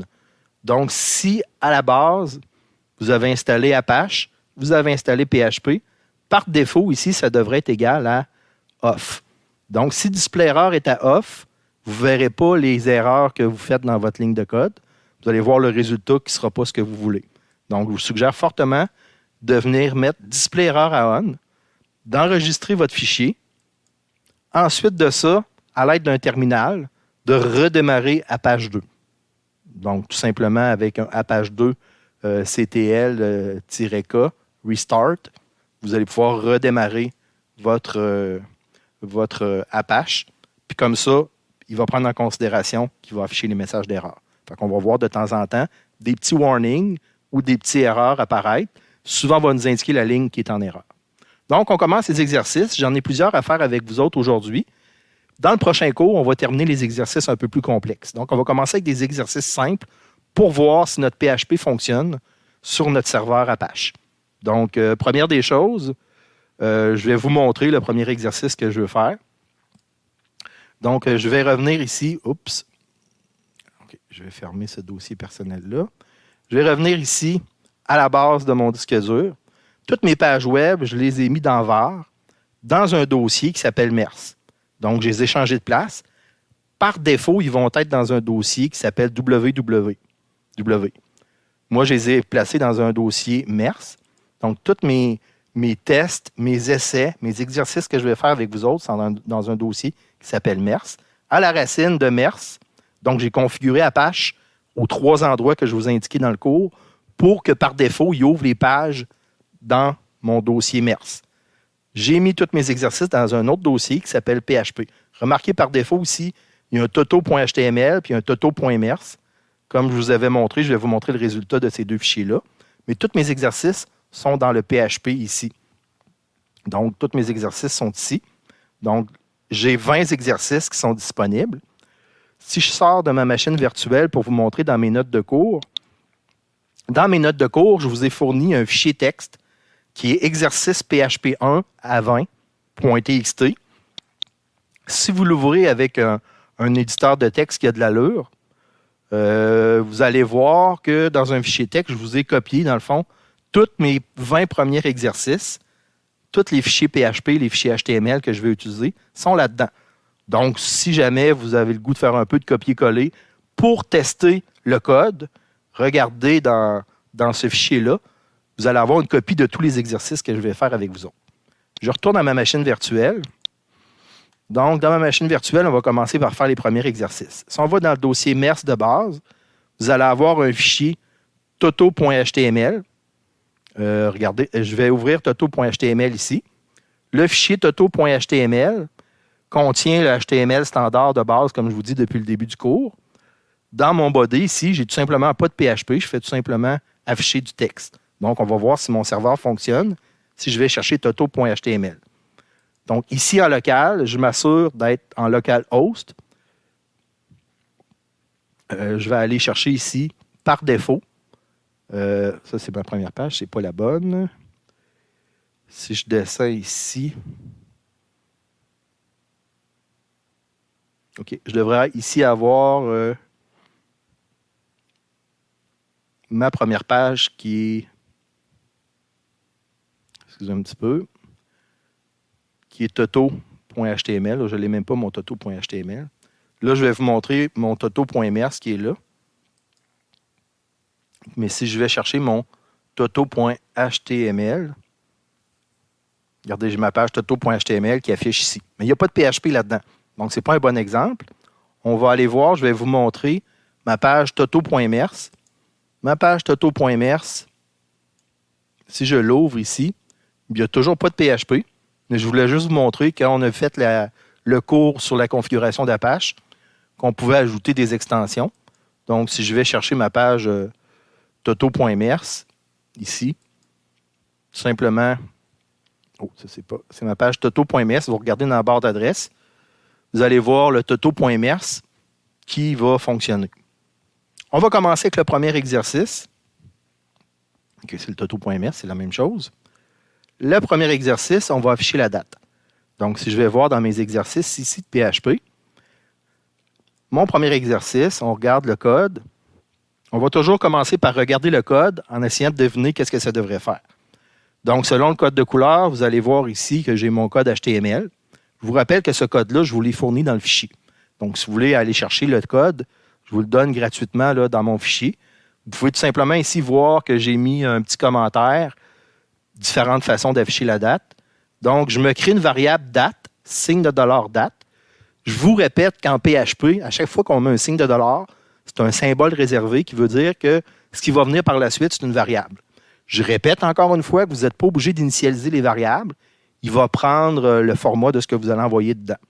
Donc, ici, je vais tout simplement envoyer la date du système, des month year avec l'heure. Je vais envoyer ça dans ma variable date. Ensuite de ça, je vais faire un petit écho sur ma variable date. Donc, il devrait afficher la date et l'heure du jour. Tout ça dans des balises PHP, que j'ouvre ma balise PHP ici, je termine ma balise PHP. Donc, dans le résultat, on ne devrait pas voir le PHP, on devrait voir tout simplement le résultat HTML de ce que mon serveur web a traduit en PHP. Donc, si on regarde le premier exercice, le numéro 1, qu'est-ce que ça donne comme résultat? Il m'affiche tout simplement la date du jour avec l'heure. Question d'examen. Dans le résultat final, ce que le client reçoit, lui, on va aller voir le code source de la page. Dans le code source de la page, remarquez bien, il n'y a pas d'HTML. Il y a du HTML, excusez, mais il n'y a pas de PHP. On voit tout simplement le résultat HTML, ici, center avec l'heure, avec la date, mais on ne voit pas le code PHP et on ne voit pas la logique qu'il y a derrière le code PHP. Perfect. Donc, il faut apprendre à comprendre que le PHP est interprété sur le serveur, mais que le client, lui, voit tout simplement le résultat de l'interprétation. On va y aller avec un deuxième exemple. Run. Le deuxième exemple, c'est un include.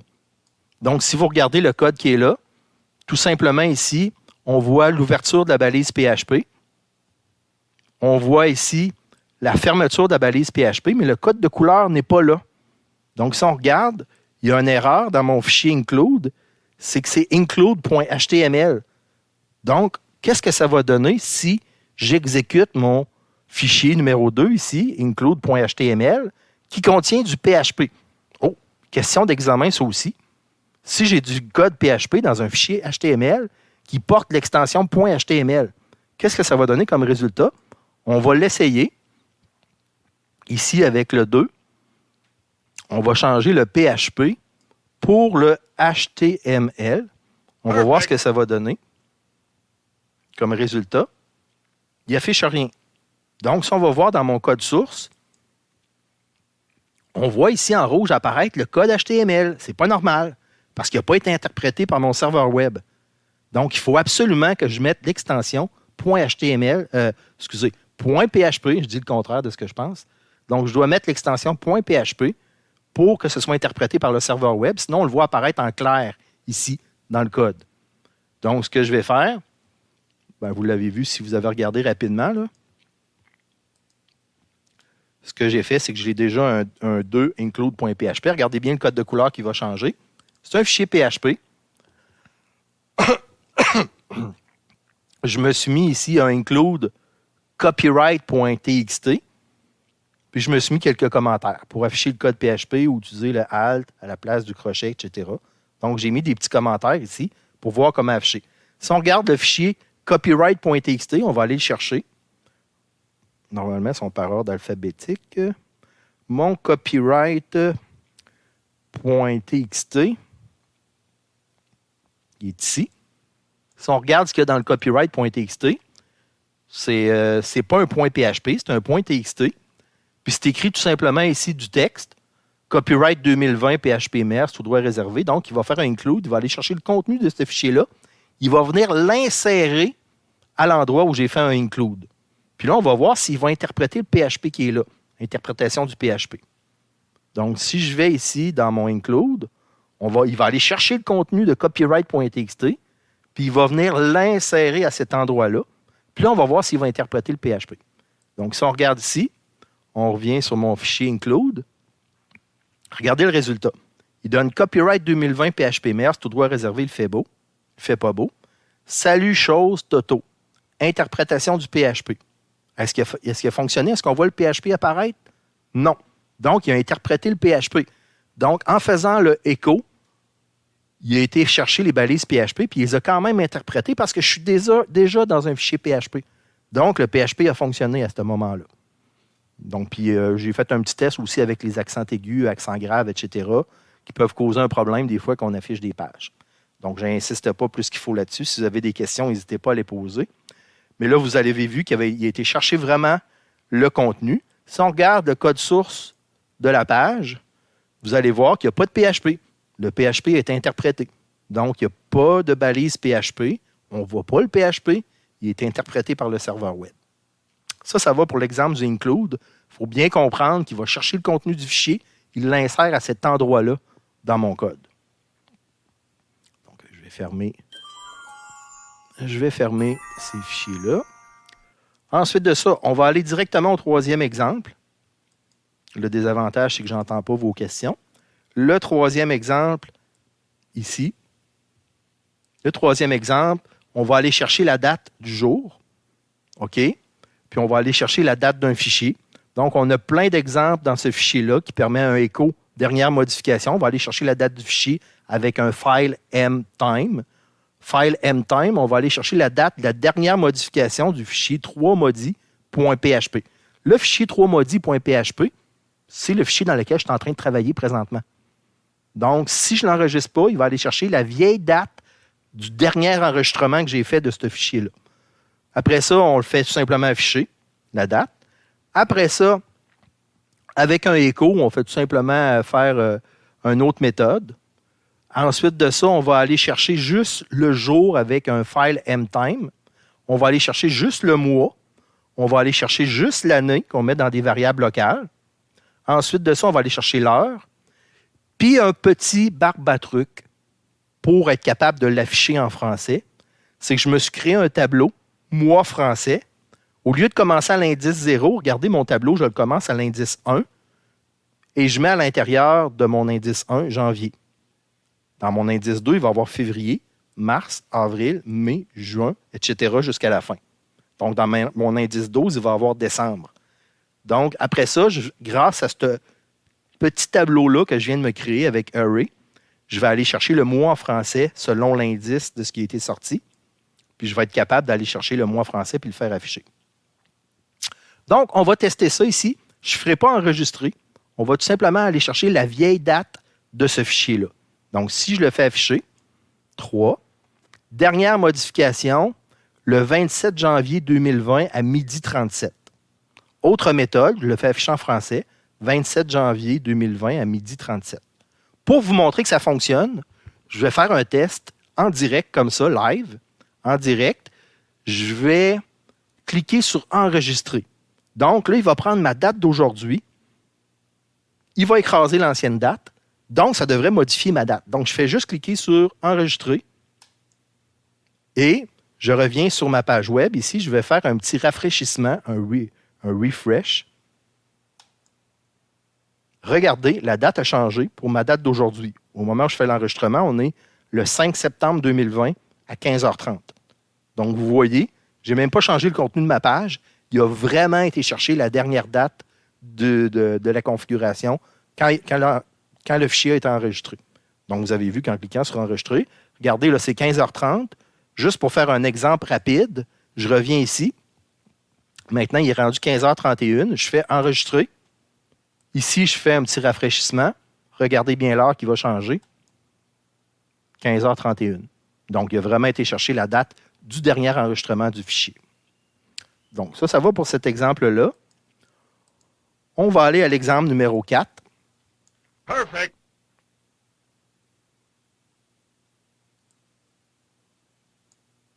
L'exemple numéro 4, on va tout simplement aller chercher une variable d'environnement, signe de $server. On va aller chercher l'adresse du client. Donc ici, ça ne sera pas très spectaculaire parce que je suis en local. Donc, il va sûrement aller chercher l'adresse 127.0.0.1. Mais en tout cas, je vais vous montrer quand même l'exemple de ce que ça donne comme résultat. Donc, si je vais chercher l'exemple numéro 4, il va tout simplement chercher l'adresse IP du client qui est 127.0.0.1. Ce n'est pas très spectaculaire, mais je voulais vous montrer que ça fonctionnait. Pour l'exemple suivant, on va utiliser un formulaire. Donc, le formulaire, à la base, il n'y a pas de PHP. C'est tout simplement un formulaire HTML. Donc, je vais aller vous montrer le résultat. Pas le résultat, mais le contenu du formulaire 1. Donc, si je vais dans form1.html, il n'y a pas de PHP là-dedans.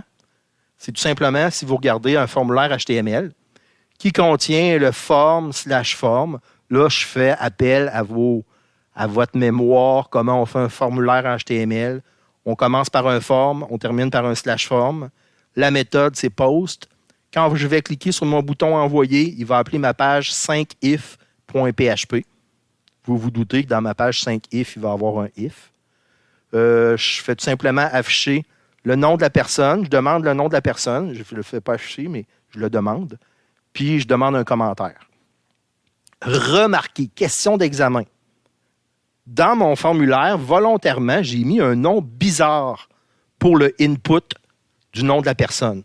Le name, habituellement, on aurait appelé name NOM, non. Je l'ai appelé TEMPS. Pourquoi je l'ai appelé TEMPS? Pour vous montrer qu'il y a un lien entre ce qu'il y a dans le formulaire HTML et il y a un lien aussi dans la page qui va récupérer le contenu du formulaire dans la page PHP. Donc, ça, c'est ma page HTML qui donne ce résultat-là. OK? Admettons que j'entre, parce que je connais le fichier, BEAU comme nom, puis j'écris n'importe quoi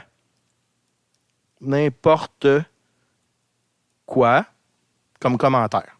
OK? Quand je vais appuyer sur le bouton « Envoyer », il va appeler ma page PHP 5if.php.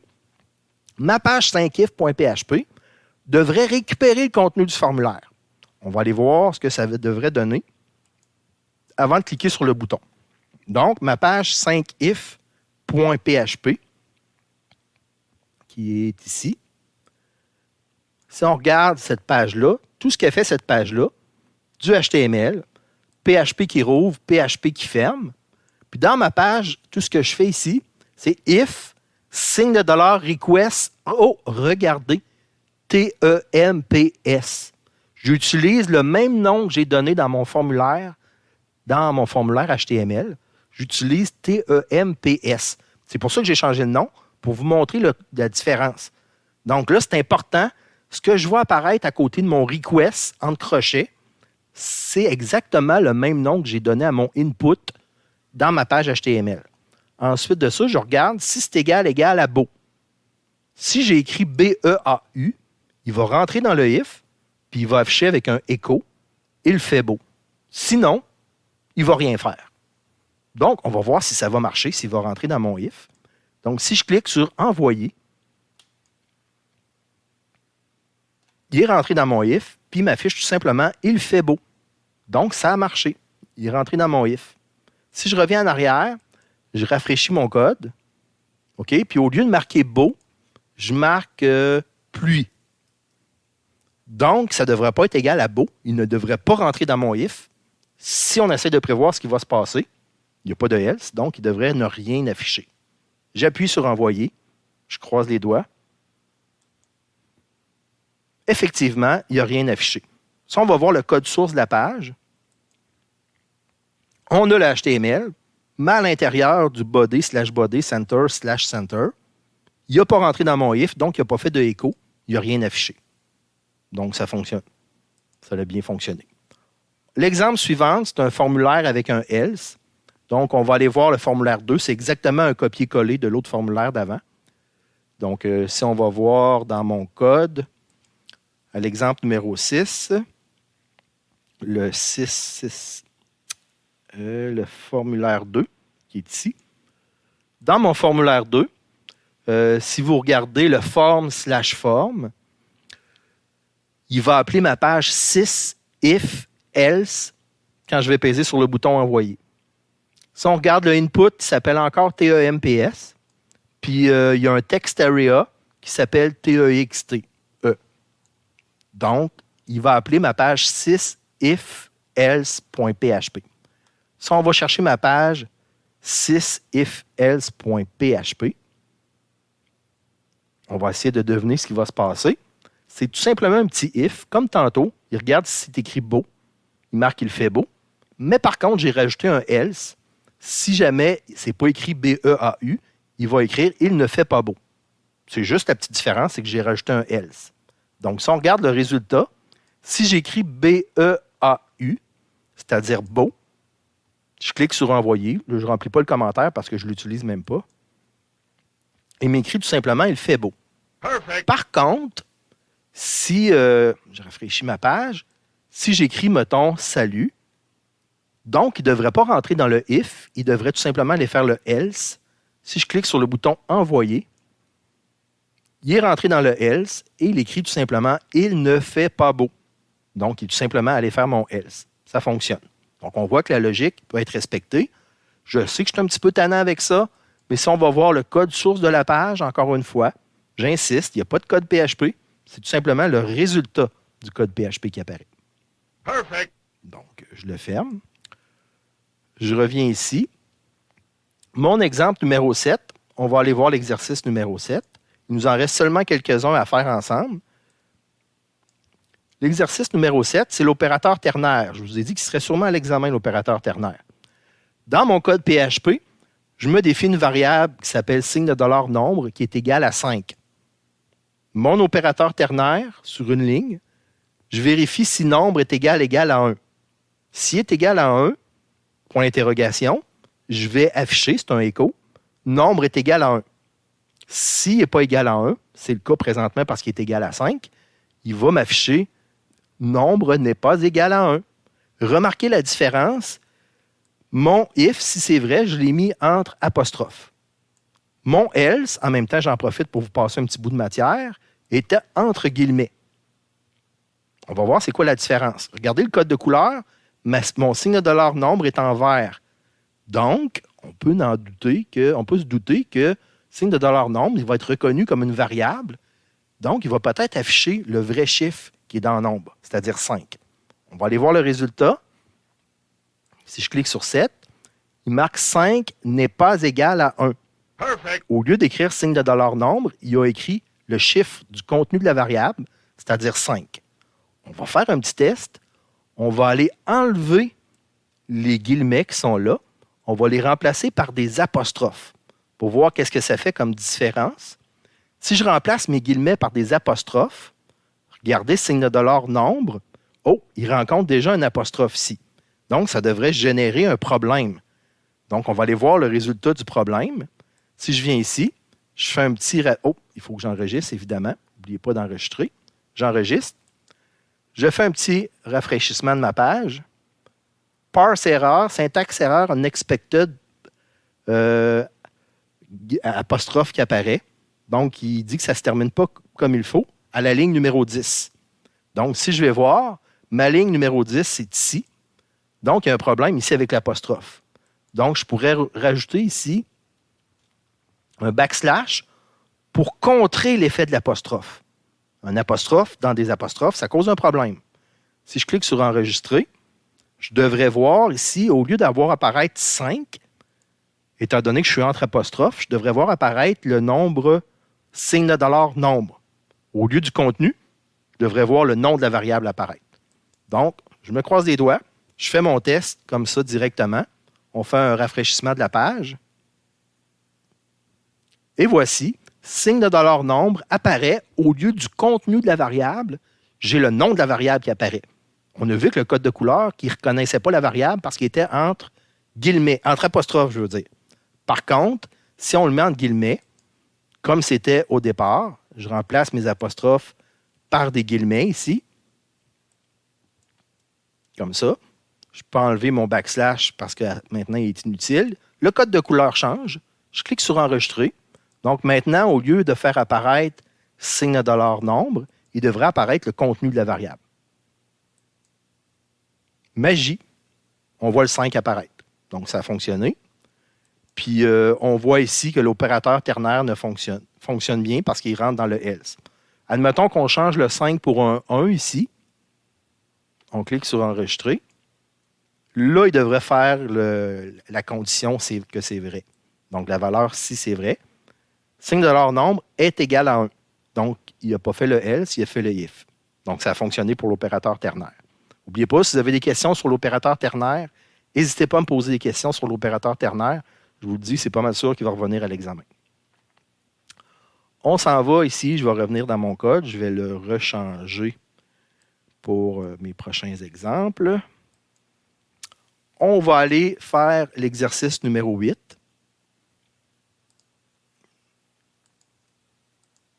Le numéro 8, c'est le switch case.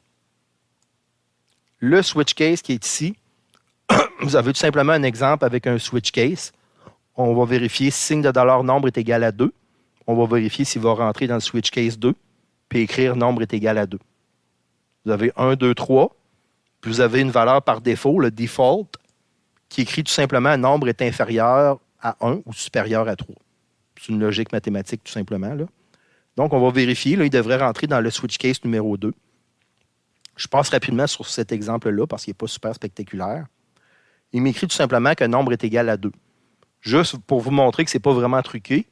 Si je change 2 ici pour, mettons, 8, à ce moment-là, il devrait faire le default puis marquer mon message nombre est inférieur à 1 ou supérieur à 3.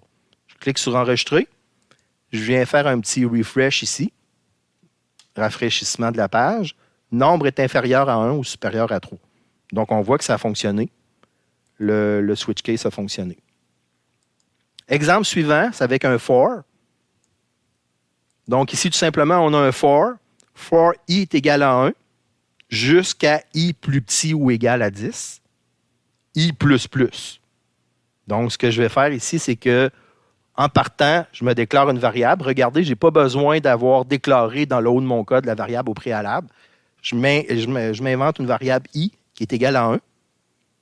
I plus petit ou égal à 10. Donc, il va commencer à 1, 2, 3, 4, 5, 6, 7, 8, 9. À 10, vu que c'est égal, il va passer. Mais à 11, il va sortir de la boucle. Donc, s'il rentre dans ma boucle, il va tout simplement afficher ici signe de $i, espace, tiret, changement de ligne. Donc, il va m'afficher les nombres avec un espace tiret puis un changement de ligne. Donc, si on regarde le résultat de ça, on va voir ici. Il m'affiche 1, espace tiret, 2, espace tiret, 3, jusqu'à 10. À 11, il sort de ma boucle. Okay, donc, ça fonctionne comme ça. On va faire un exemple pour vous montrer. Le i++, ici, je pourrais le remplacer par i plus égale 2. Donc, ici, si je remplace ça par signe de $i plus égale 2, donc ils vont incrémenter de 2 à chaque fois. Donc, il devra faire 1, 3, etc. Donc, je n'ai pas enregistré. Je vais cliquer sur enregistrer. On regarde le résultat. Il a fait juste les chiffres impairs. Donc, il a augmenté de 2 à chaque fois. Perfect. Donc, je retourne. Excusez, j'ai des problèmes avec mes petits clics. Vous avez la commande while. On va essayer la commande while ici. La commande while, c'est tant que la condition est respectée, il va faire la boucle. Donc, je commence avec un signe de $i est égal à 1. Dans ma boucle while, tant que i est plus petit ou égal à 20, je fais afficher le i. Je ne fais pas de changement de ligne, donc il devrait l'afficher sur toute une ligne. Ensuite de ça, je fais un incrément. I++, c'est important. J'ai marqué important en commentaire parce que si je ne le fais pas, ça va faire une boucle sans fin. Donc là, il devrait afficher mes chiffres jusqu'à 20 en commençant par 1. Donc, on va aller faire le while. Le résultat du while, il m'affiche tous mes chiffres jusqu'à 20, espace tiret. Remarquez l'espace tiret ici, il l'affiche quand même. Mais par contre, il sort après le 20 parce qu'il ne respecte plus la condition du while, du tant que. Vous avez posé comme question pendant la théorie au début, qu'est-ce que ça va faire si je fais une boucle sans fin dans une page web? Posez-vous la question. Qu'est-ce que vous pensez que ça va faire si je fais une boucle sans fin? On va terminer ce cours-là là-dessus. On va faire un exemple. Pourquoi je termine mon cours là-dessus? Parce qu'il y a plusieurs années, quand je faisais ce test-là de boucle sans fin, je terminais tout le temps mon cours là-dessus parce que, je vais vous dire la vérité, à l'époque, ça faisait planter mon navigateur web parce qu'il recevait des données à l'infini. Puis en plus de ça, ça faisait aussi planter mon système d'exploitation qui était Linux qui est en dessous. Quand je dis planter, évidemment, là, ça faisait qu'il était dans une boucle sans fin, puis à un moment donné, il arrêtait de fonctionner. Le navigateur ne savait pas comment réagir. Le système d'exploitation en dessous n'était plus accessible. Donc, je terminais mon cours là-dessus parce que je savais que j'allais planter mon ordinateur. Par contre, aujourd'hui, dans les nouvelles versions de PHP et d'Apache, maintenant, ils ont mis une espèce de mémoire tampon. Si cette mémoire tampon-là, à un moment donné, est surpassée, ben, il va envoyer un message d'arrêter d'envoyer des données au navigateur. Donc, mon navigateur va cesser de fonctionner pendant quelques secondes et à un moment donné, la mémoire tampon va être remplie dans la configuration du serveur web Apache. Et puis, à un moment donné, il va revenir. On va être capable de pas complètement scraper la séquence, de briser notre navigateur web avec ça. Donc, je termine le cours avec ça. Donc, vos paris sont ouverts. Ce que je vais faire tout simplement ici, là, c'est que je vais mettre en commentaire ma ligne signe de dollar I++. Donc, ça va faire une boucle sans fin. Il ne sortira jamais de la boucle. Donc, il va envoyer des chiffres à l'infini au navigateur. D'après vous autres, comment le navigateur va réagir? Est-ce que je vais voir apparaître des chiffres? Est-ce que ça va faire une page blanche? Est-ce que je vais avoir un message d'erreur? On va regarder ensemble le résultat. Le résultat, est-ce que j'ai enregistré mon fichier? Je suis toujours un petit peu nerveux avant de faire une boucle sans fin. Là. Je sais toujours que selon la version de PHP et d'Apache que j'ai sur ma machine, on n'est pas sûr comment ça va réagir. Donc, je vais faire un petit rafraîchissement. À vos paris, on va terminer le cours là-dessus. Dans le prochain cours, on va continuer à avoir du code un peu plus complexe, puis on va faire d'autres matières qui ont rapport aussi avec le PHP. Donc, je termine le cours là-dessus. Ça va être quoi le résultat de mon rafraîchissement de page? On y va. Perfect. Pour l'instant, il ne se passe rien. Mais on voit en haut, si vous regardez en haut à gauche, regardez, je place ma souris autour, on voit que le navigateur est en train de travailler.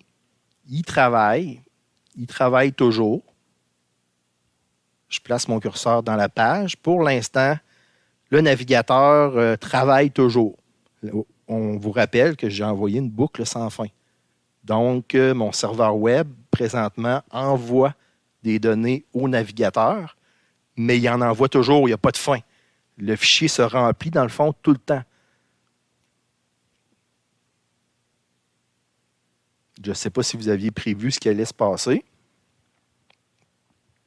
Regardez ce qui se passe dans mon navigateur. Pour l'instant, il n'y a rien qui s'affiche. Le navigateur travaille toujours.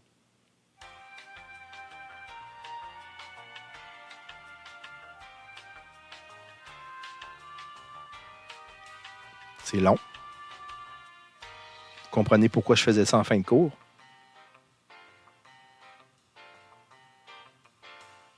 On pourrait peut-être aller faire une pause puis revenir plus tard.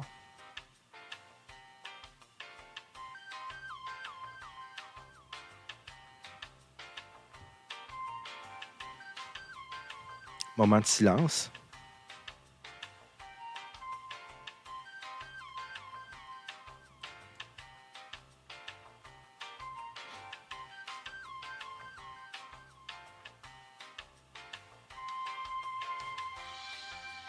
OK. Certaines personnes me diraient, ouais, c'est un petit peu trop long. Peut-être qu'on pourrait cliquer sur X.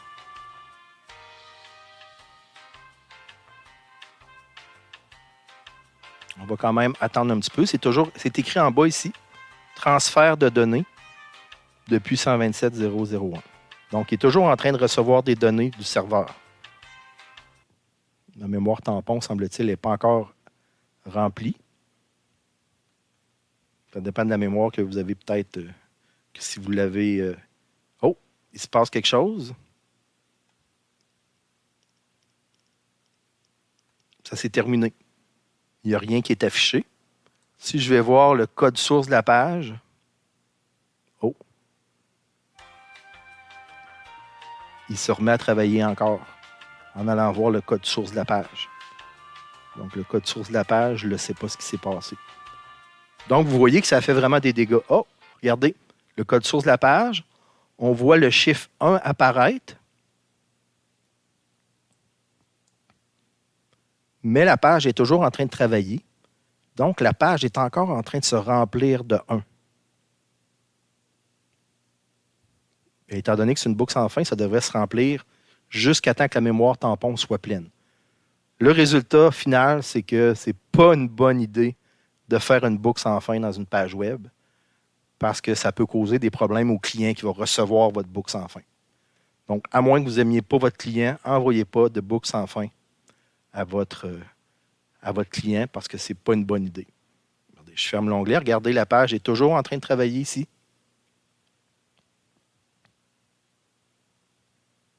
Je vais revenir à l'arrière. Je vais essayer, en tout cas. Regardez, mon navigateur ne répond plus. Le navigateur ne répond plus. Je vais retourner dans mon code ici. Je vais enlever ma boucle sans fin parce que, de toute évidence, ça cause des problèmes à mon navigateur. Je clique sur « Enregistrer ».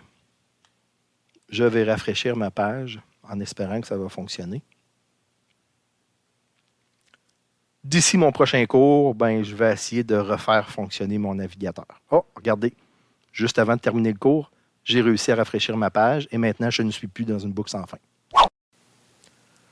Je vous remercie d'avoir assisté au cours en vidéo en ligne cette semaine. Pour le laboratoire de cette semaine, vous avez un dossier que vous pouvez aller chercher sur Léa, qui s'appelle Laboratoire 2. Donc, dans Laboratoire 2, vous avez votre laboratoire numéro 2 qui est là. Vous pouvez tout simplement, je vais l'ouvrir avec vous pour regarder la partie Laboratoire 2. Laboratoire 2 qui est ici. Première partie, c'est l'installation du serveur Apache. Aussi, vous avez configuration un petit peu d'Apache, allez jouer dans les fichiers texte, changer votre document root aux 3 endroits principaux. Ensuite de ça, vous avez une partie numéro 2 qui est PHP, qui va être l'installation de PHP, puis commencer à faire un petit peu les premières parties de code. Ça ne sera pas très compliqué. Si vous avez des questions, venez me voir en laboratoire. Ce que vous avez à faire, c'est les numéros qui sont là. Suivre pas à pas ce qui est dans le laboratoire. Puis ça va être un exercice très important pour commencer à faire du PHP sur votre serveur web. Donc, c'est ce que vous avez à faire cette semaine. Dernière petite chose en terminant. Ce que je vous suggère fortement de faire quand vous faites du PHP, c'est d'aller changer la configuration du fichier php.ini. Donc, si vous regardez dans les notes de cours, je vous ai mis un petit fichier displayerror.txt pour vous rappeler d'aller changer la ligne dans le dossier de la page 2. Vous avez un fichier php.ini. Je vous demande d'aller changer cette ligne de code-là. Display souligné erreur, par défaut, il est à off. Donc, il ne vous fera pas apparaître les messages d'erreur. Si vous programmez en PHP, ça peut toujours être très intéressant d'aller changer cette ligne de code-là, puis mettre display erreur égale on. Comme ça, vous allez voir des beaux petits messages d'erreur si jamais vous avez fait des erreurs. Il va vous dire à quelle ligne il y a une erreur, puis souvent en anglais, il va vous écrire c'est quoi probablement l'erreur que vous avez faite. Donc, ça va vous aider beaucoup dans votre programmation PHP. Qu'est-ce qui peut vous aider beaucoup aussi, là? C'est un éditeur de texte. Moi, je le fais souvent dans un Gedit ou un bloc-notes. Mais vous pouvez utiliser Visual Studio Code, qui va vous permettre vraiment là, de voir vos erreurs en les faisant, peut-être, puis ça va vous aider à programmer si vous êtes habitué avec un éditeur de texte de ce style-là. Je vous remercie pour votre attention cette semaine. N'oubliez pas, si vous avez des questions, venez me voir en laboratoire. Souvent, je me tourne les pouces. J'attends que quelqu'un vienne me voir en laboratoire. Donc, j'aime bien ça quand quelqu'un vient me voir en laboratoire sur Teams pour me poser des questions. Je peux partager mon écran, vous pouvez partager votre écran. Je suis payé pour ça, donc je vais essayer de vous aider à faire votre laboratoire comme il faut. Donc, merci beaucoup. Bonne semaine à tous. In case I don't see ya, good afternoon, good evening, and good night.